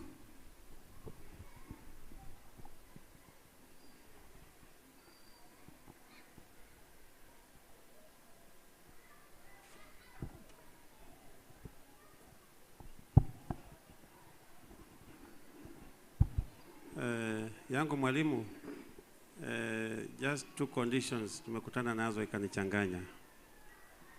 One, kuna msichana kuna 13 years. Akawa amepewa mimba na akuli anything, na akiongelesha anasema ana appetite na akuli, na ameletwa kwa ofisi zetu. Wa pili ako na 15 years. Huyo naye amewekwa mimba na mtu mwenye ajui na aongei, ni kulia tu. Tamsaidiaje? You know, the first one, the appetite could be because of the pregnancy, so anatakana asesiwe. It could be, sindio, kuna wakati hata utaki kukula, you can even be, those they call hyperemesis, sindio. The second one, crying continuously, is having what we call ASD, acute stress disorder. Needs to be walked through. It is okay, it can work out. I deal with those askaris ambaye wameumia huko juu. Usually it is real. Wengine wana scream usiku kabisa, wanaona ndio hawa, you know, because of the trauma. And when it is below 1 month, we call it acute stress disorder. After that, then it becomes the PTSD. So that lady needs to be guided. Sometimes we even give medicine because it's so much that talking may not help. So now, you can imagine why the trauma is so much. She doesn't even know the one of the what? Of the pregnancy. That is not good enough. If you ask the ladies who are seated here, it is an insult on an injury. So she needs help. If you are not able to handle, please look for a therapist or a psychiatrist. They will be able to be helped. Thank you. Nashukuru. Kwa sababu wewe ni psychiatrist, naomba mimi unisaidie. Kuna mahali ulisungumzia kuhusu kuna watu wanapenda kujipeleka hospitali. Sasa kuna niseme kwa mfano, and this is through experience. Olia wanapenda sana kujilete kwa hospitali fulani. Na anakuja direct, anakuletea mkono, ati nasikia mwili yangu haina maji, wewe niwekee maji. Na usipofanya hivyo as an Adventist, kazi inaisha. So unaweza kusaidia aje wewe kama Mwadventista kwa mtu amejilete, ajapimwa, hakuna kitu amefanyia, lakini amejilete tu. Unaweza kusaidia aje kimawazo ili usifutwe kazi na Olia asaidike? Asante. You know, the one I talked about hospital is called facetious disease. But this one, Horia, it is all about faith. Let me tell you, it's about faith and the little knowledge that they have known. Do you know, kuna watu wanaweza kukuja na wewe ni daktari, lakini they know their disease more than you do. In quotes, sindio? So those ones, it is the wisdom. Talk to this person. Actually, a Maasai came to a hospital, and they had a headache. I don't know whether it's all in quotes. That headache ilikuwa imemsumbua, part of the mind. Hello? So akakuja kwa hospitali, daktari akaangalia, akasema if you have a headache, akapima, akapata like almost, you know, he got the problem. He had an infection, akampatia very nice antibiotics and painkillers and everything. Alafu Maasai akamwangalia akamwambia, daktari, I told you, I have a headache. Kwanza hapa ndio kabisa kabisa. So the doctor looked and said, sasa ulikuwa nataka shida yangu ni hapa. Hapa. So the doctor akachukua water for injection, withdraw, akadunga huko, akasema wewe sasa you are the best doctor I've ever seen. The mind will take you places where you didn't want to go. Hello? The mind can take you places where you can't. I have a rehab, and no single person wants to go there. He will never go volunteer. Wengine wanachukuliwa na police. Wengine unawaambia I'm only taking you there for a week. Ukifika huko unamwambia ni 90 days. Hello? Sasa si mimi nimefanya dhambi. Because nilimwambia nakupeleka for 1 week. Ndiye akubali aende huko. So, I don't understand what you mean by Adventist, because there are things you are doing that you must do to help somebody. because you are not at the same level. This Oria who comes and says, mimi nataka maji, at least sit and ask, hii maji ni ya nini? At least if he's not mentally sick, reason. Na hii maji, in fact, discourage them the dangers of water if you know, if you have facts. I told you I fellowship in the Langata Women Maximum Prison. When I went there, you see, because the prisoners don't want to work and everything, so they always found their way to the hospital. Na wanaandikiwa madawa, you know, a whole gunia of prescription. And of course, we used to resist them to buy. So one day I said, no, I need to go to the root cause of this. I sat with them and I discussed with them the dangers of taking medicine when you are not sick. I told them there is no medicine that does not have side effect. And I actually explained to them the effect of their organs, what they are going through in the name of avoiding work. Let me tell you, the following week, when they went now on Sabbath, because that's when they used to pick the prescription to bring we buy, we had only 2. They used to be 40 plus, sometimes even up to 100. They were only 2. What happened? They had the knowledge. They feared for what they were doing. Some of them come in first and say, wow, I didn't know that. In fact, unaenda, daktari anakuandikia kama ni antibiotic, for example, inaitwa chloramphenicol. This thing is so toxic to the liver and everything. Na wewe unakunywa tu kwa sababu hukutaka kwenda kufanya kazi. Liri, and God has given you the power to work. Na wauliza, kama ulikuwa kwako, si yote naosha vyombo kwako. So what is the problem? You know, they looked at me and like, wow, they had information. And for sure from that time, the prescription really went down. People stopped going to hospital. It's about mindset. Why is this Horia coming with a hand and akuambia niwekee maji? Maji ni nini? What is the role? Now, do you know, kuna watu wanaweza kusema, unajua mimi nikitembea nasikianga niko very dehydrated. Who told you? Do you know the signs of dehydration? And if you are dehydrated, kunywa maji. Hello? Isn't it? So, you need to go to the root cause, talk to these people, because information is power. Okay. That was 4. 5 was where? We are almost through. Yes, 5.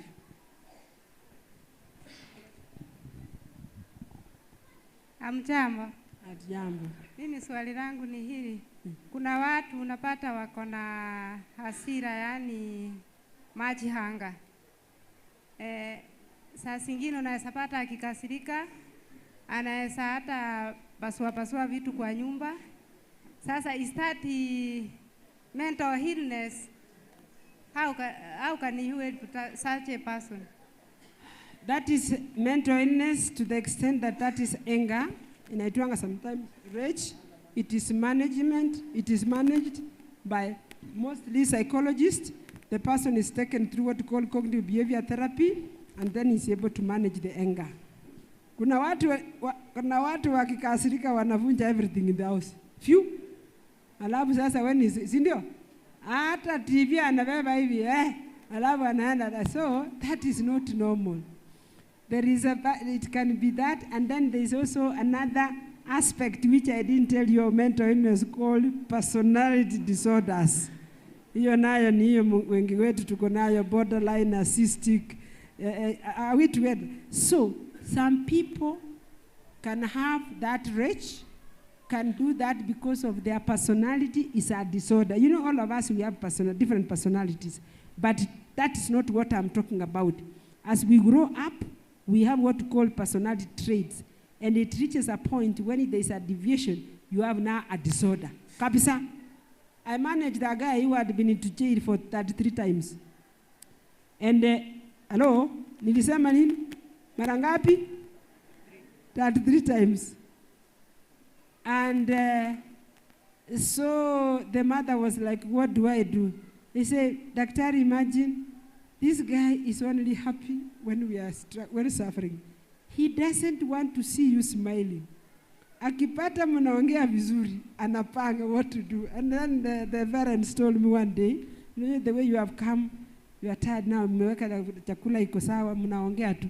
Akaangalia pi, akakuja, akaenda by the way, akabeba tu mchanga kutoka kwa shamba, akamwaga kwa ile chakula. You know, with no provocation, nothing.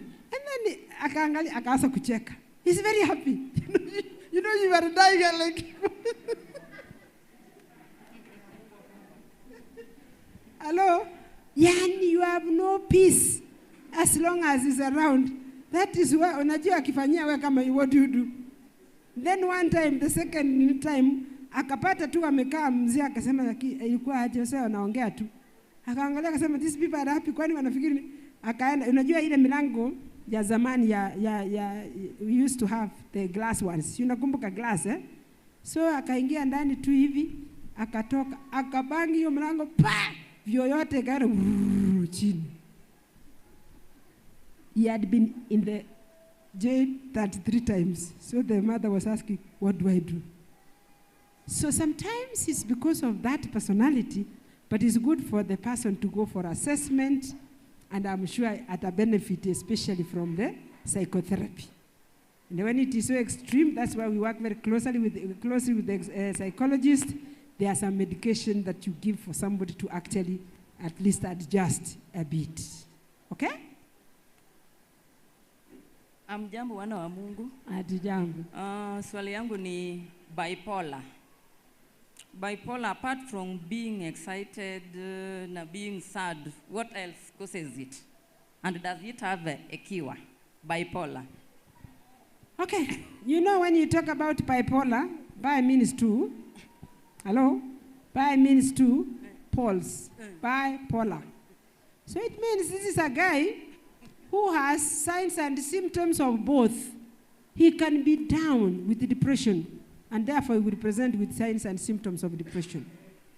And when he is now on the manic phase, he will present with those features of mania. And the features of mania are not just only talking, the behavior. These are the people who are overgenerous.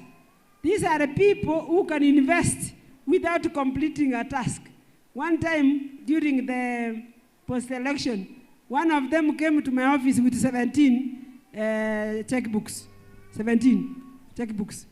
And they had invested to there were about, 11 petrol stations, but none of them was working. Hello?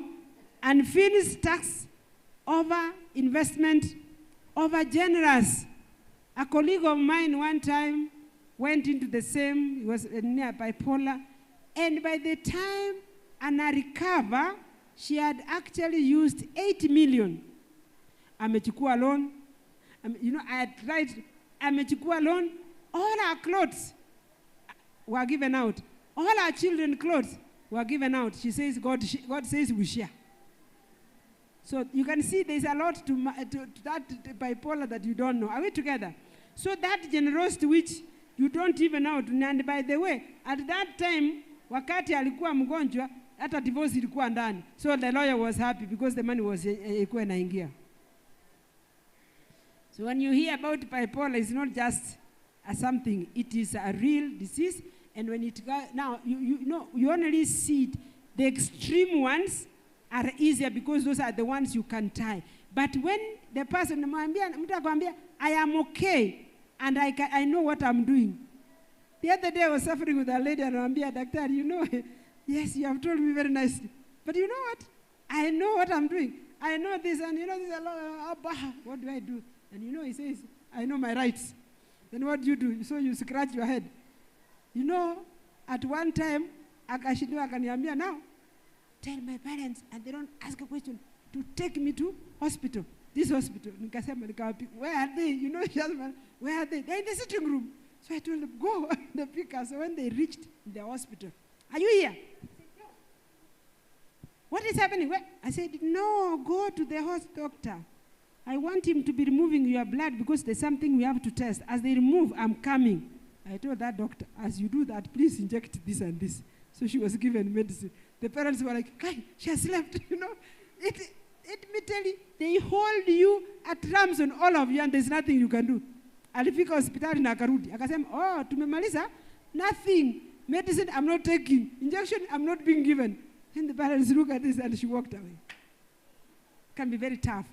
So sometimes we force, so bipolar is a condition where somebody swings between depression and that manic. So we treat, depending on what you are presented with, we will treat the manic phase and give you a mood stabilizer so that we don't push you to the other side, and it's very easy to go that way. And then once you are okay now, you maintain with a mood stabilizer, which now is going to put you in a state of which you and me are. There are also a spectrum. There is the mild, moderate, and severe. Many of us will work with the mild with no much problem. But when it goes beyond, then it has reached a clinical level where you need to treat. So it is. Sorry? Kuna mtu anasuffer from that thing. Ati ni uchawi?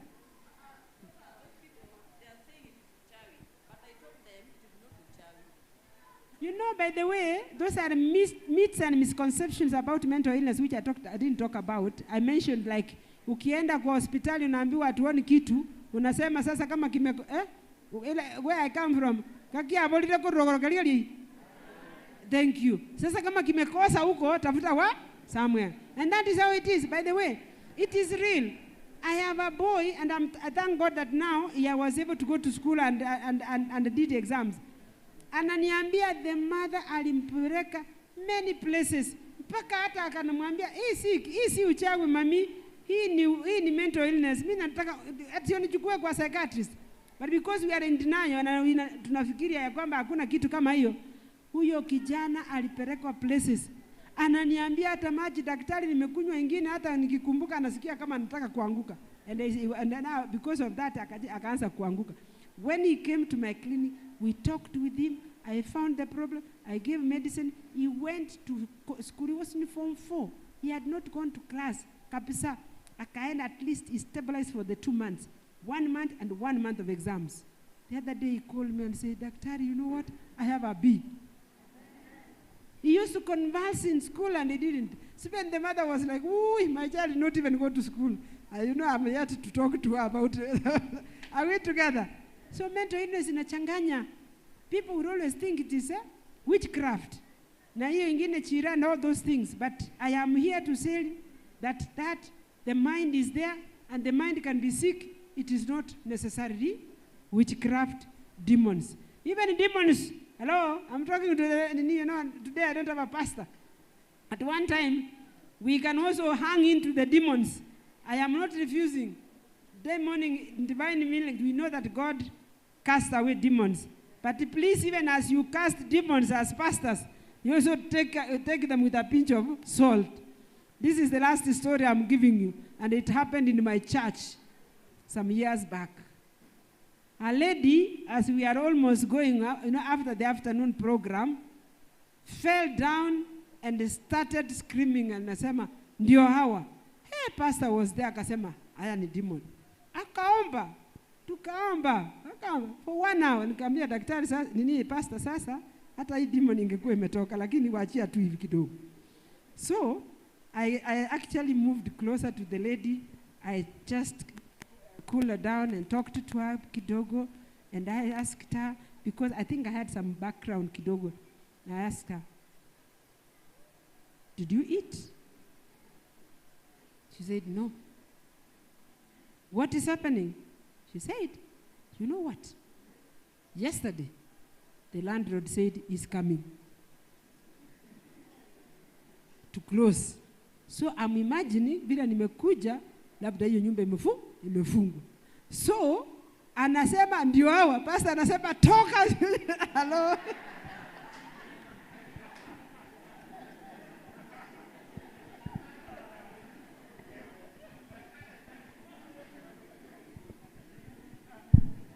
You know, this is a real story.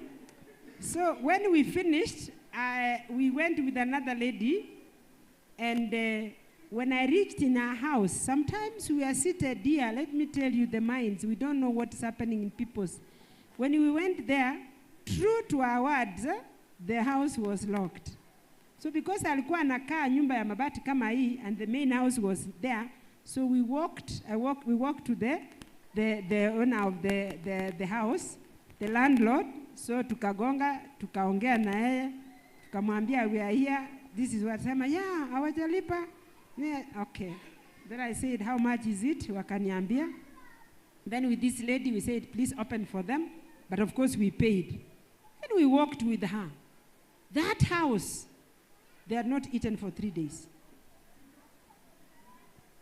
You know, that thing came to, and I thought about it. I said, in our church like this one, where is the Samaritan basket? Where you actually come with something and throw it there. Kuna watu hawachakula kitu, watakuja, they will pick and take. There was no sign of food. Tukamuliza, and I smiled too.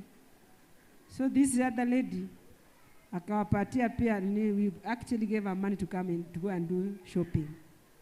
What was in action? Demons or the mind? So even as we do these things, I'm not refusing they are there, but also we take it with a pinch of what? Of salt. So we stop there. You are the last one. Say, nani alikuwa wa mwisho? I thought we had finished. Okay, let's finish with you. Thank you.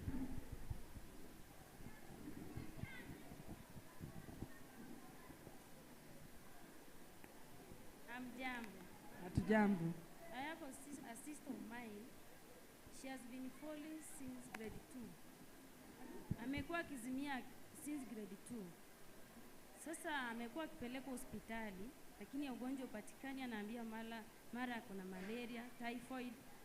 But amezimia hadi wa leo, hadi ilimcost mpaka akaacha shule. Sababu alikuwa akizimia anakaa nyumbani like 2 weeks, akirudi mind yake unasema unapata amesahau everything. Hadi saa hii anasaidika, sababu akienda hospitali shida yake haipatikana, anasaidika aje? You know, kuna ugonjwa pia tunaita epilepsy, which is the disease of the brain. And that is why you need to differentiate. There's a disease of the brain, and then there's a disease of the mind. Epilepsy is a disease of the brain where you have abnormal firing of the, you know, those, the spikes. So that's what they call, that's what brings about the convulsion. At the same time, the mind also has their own convulsions, which are called pseudo, the one I told you about the girl, isn't it? So what I want to know is, are we dealing with epilepsy? Because if it's epilepsy and it's not well controlled, then it's likely to actually affect the brain. For every convulsion, there is a residue that remains that continually affects, and the person will now start forgetting, start even getting confusion and all that. So what I will want to know is, what is this that has been tested and are found to be normal? Are you done EEG? How is the EEG? If the EEG is okay, then meaning that the brain substance is okay. If it is those pseudo, sometimes, yes, when they are there and you have not removed the cause, they can even present with confusion, with memory loss, memory lapse. Maybe it's one I would want to assess, and you come with the documents and I see what it is, and then I will be able to advise you whether it is actually epilepsy. Poor controlled epilepsy can cause that. But we are people who have epilepsy and have lived their full potential. As long as you control the seizures, you wouldn't even know that they have a problem. Alafu naulizia hivi, amefika mahali akikosewa anazimia. Wakati mwingine akikaa njaa anazimia tu. Huyo bado. Most likely huyo ni wangu. Just look for me and then we look at them. Because sasa unaona hiyo ni emotions, is not more of the epilepsy. Wow, it has been tough. We have gone beyond our time in 3 minutes, but it has been okay. I believe that you have at least learned one thing, and I just wanted to stimulate you to know that there is a mind, and please take care of the mind, that they may be in what? In perfect health, and mind is one of them. Are we together? Yes, thank you so much. I just want to stop.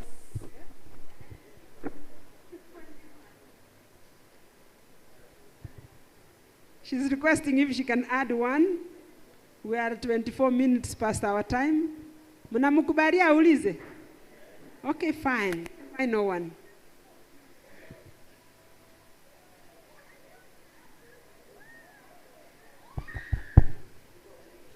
So, kuna huyu mtu napata akiwa na stress nataka tu to be left alone, akae peke yake na labda ajifungie, hataki kuongea na mtu yoyote, lakini akiwa sawa yuko tu sawa na watu.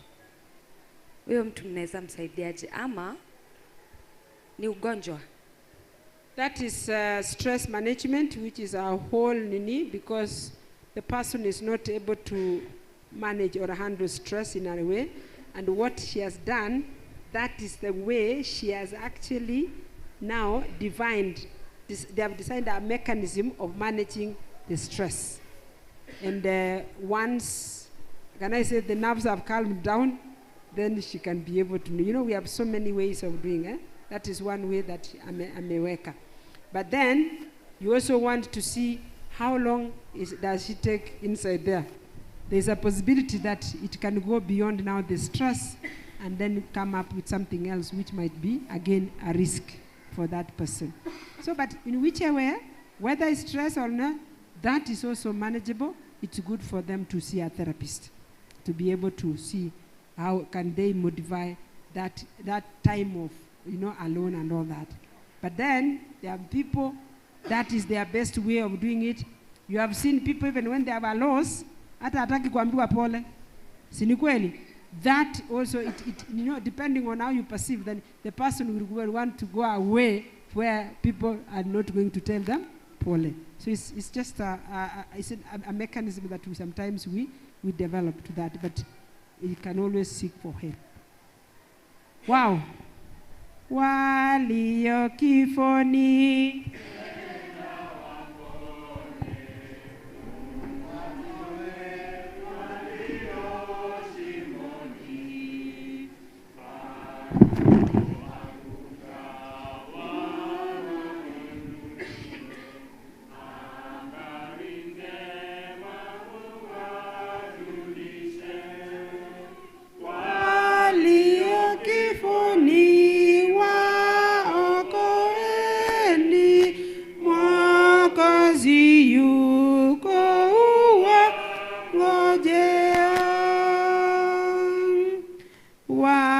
Chapo kawia anangojea, awasubiri waje tobani, Mwokozi hawezi lau huwasamehe tangu zamani. Walio kifoni waokoeni, Mwokozi yuko huwangojea. Na ndani ya moyo ya wanadamu hawamo shida tena huzuni, lakini kwa Yesu kuna rehema, kuwaponya na kuwaokoa. Walio kifoni waokoeni, Mwokozi yuko huwangojea.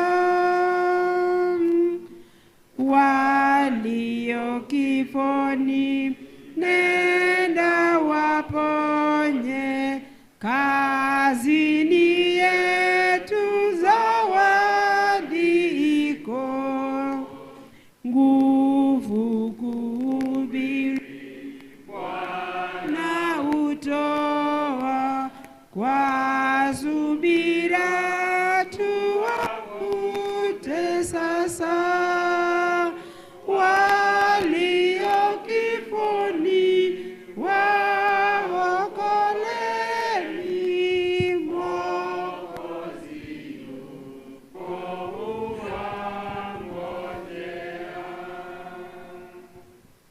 Tuombe. Mfalme wetu na muumbaji wetu, jina lako litukuzwe na lipewe sifa daima. Kwa hakika tumeona mkono wako tangu asubuhi mpaka masaa haya. Asante mfalme wetu kwa sababu umesimama na daktari wetu. Amenena sasa na mapenzi yako. Baba mwema, mahali neno hili nimepandwa, ombi letu ni ya kwamba litusaidie na saidi kuandaa wengi kwa kurudi kwako mara ya pili. Mfalme mwema, hata anaporudi mahali anaishi tunamkabidhi mkononi mwako. Ukasimame pamoja naye anapotembea, ukasimame pamoja naye anapohudumia wana wako. Mfalme wetu, kuna wengi tu wako na magonjwa na changamoto mbalimbali. Mfalme wetu, ombi yetu ni ya kwamba ukawasaidie, ukawaponyeshe kwa sababu wewe ndiye tabibu wetu mkuu. Ombi yetu ni ya kwamba ukaimarisha afya zetu kwa sababu wewe ndiye tabibu wetu mkuu. Sasa tutakapokuwa tunaonana, tusaidie mfalme wetu, nasi tuwe tunajali afya zetu kwa sababu ni wewe umetuamuru tuweze chunga afya zetu. Sisi peke yetu hatuwezi, bali tunahitaji nguvu zinatoka kwako. Baba mwema, asante kwa sababu utaendelea kusimama pamoja nasi na zaidi umeahidi ya kwamba utakuwa nasi mpaka mwisho wa dahari. Asante mfalme wetu kwa sababu umesikia ombi letu. Tena tutenda sawa na mapenzi yako. Katika jina lako tumeomba na kuamini.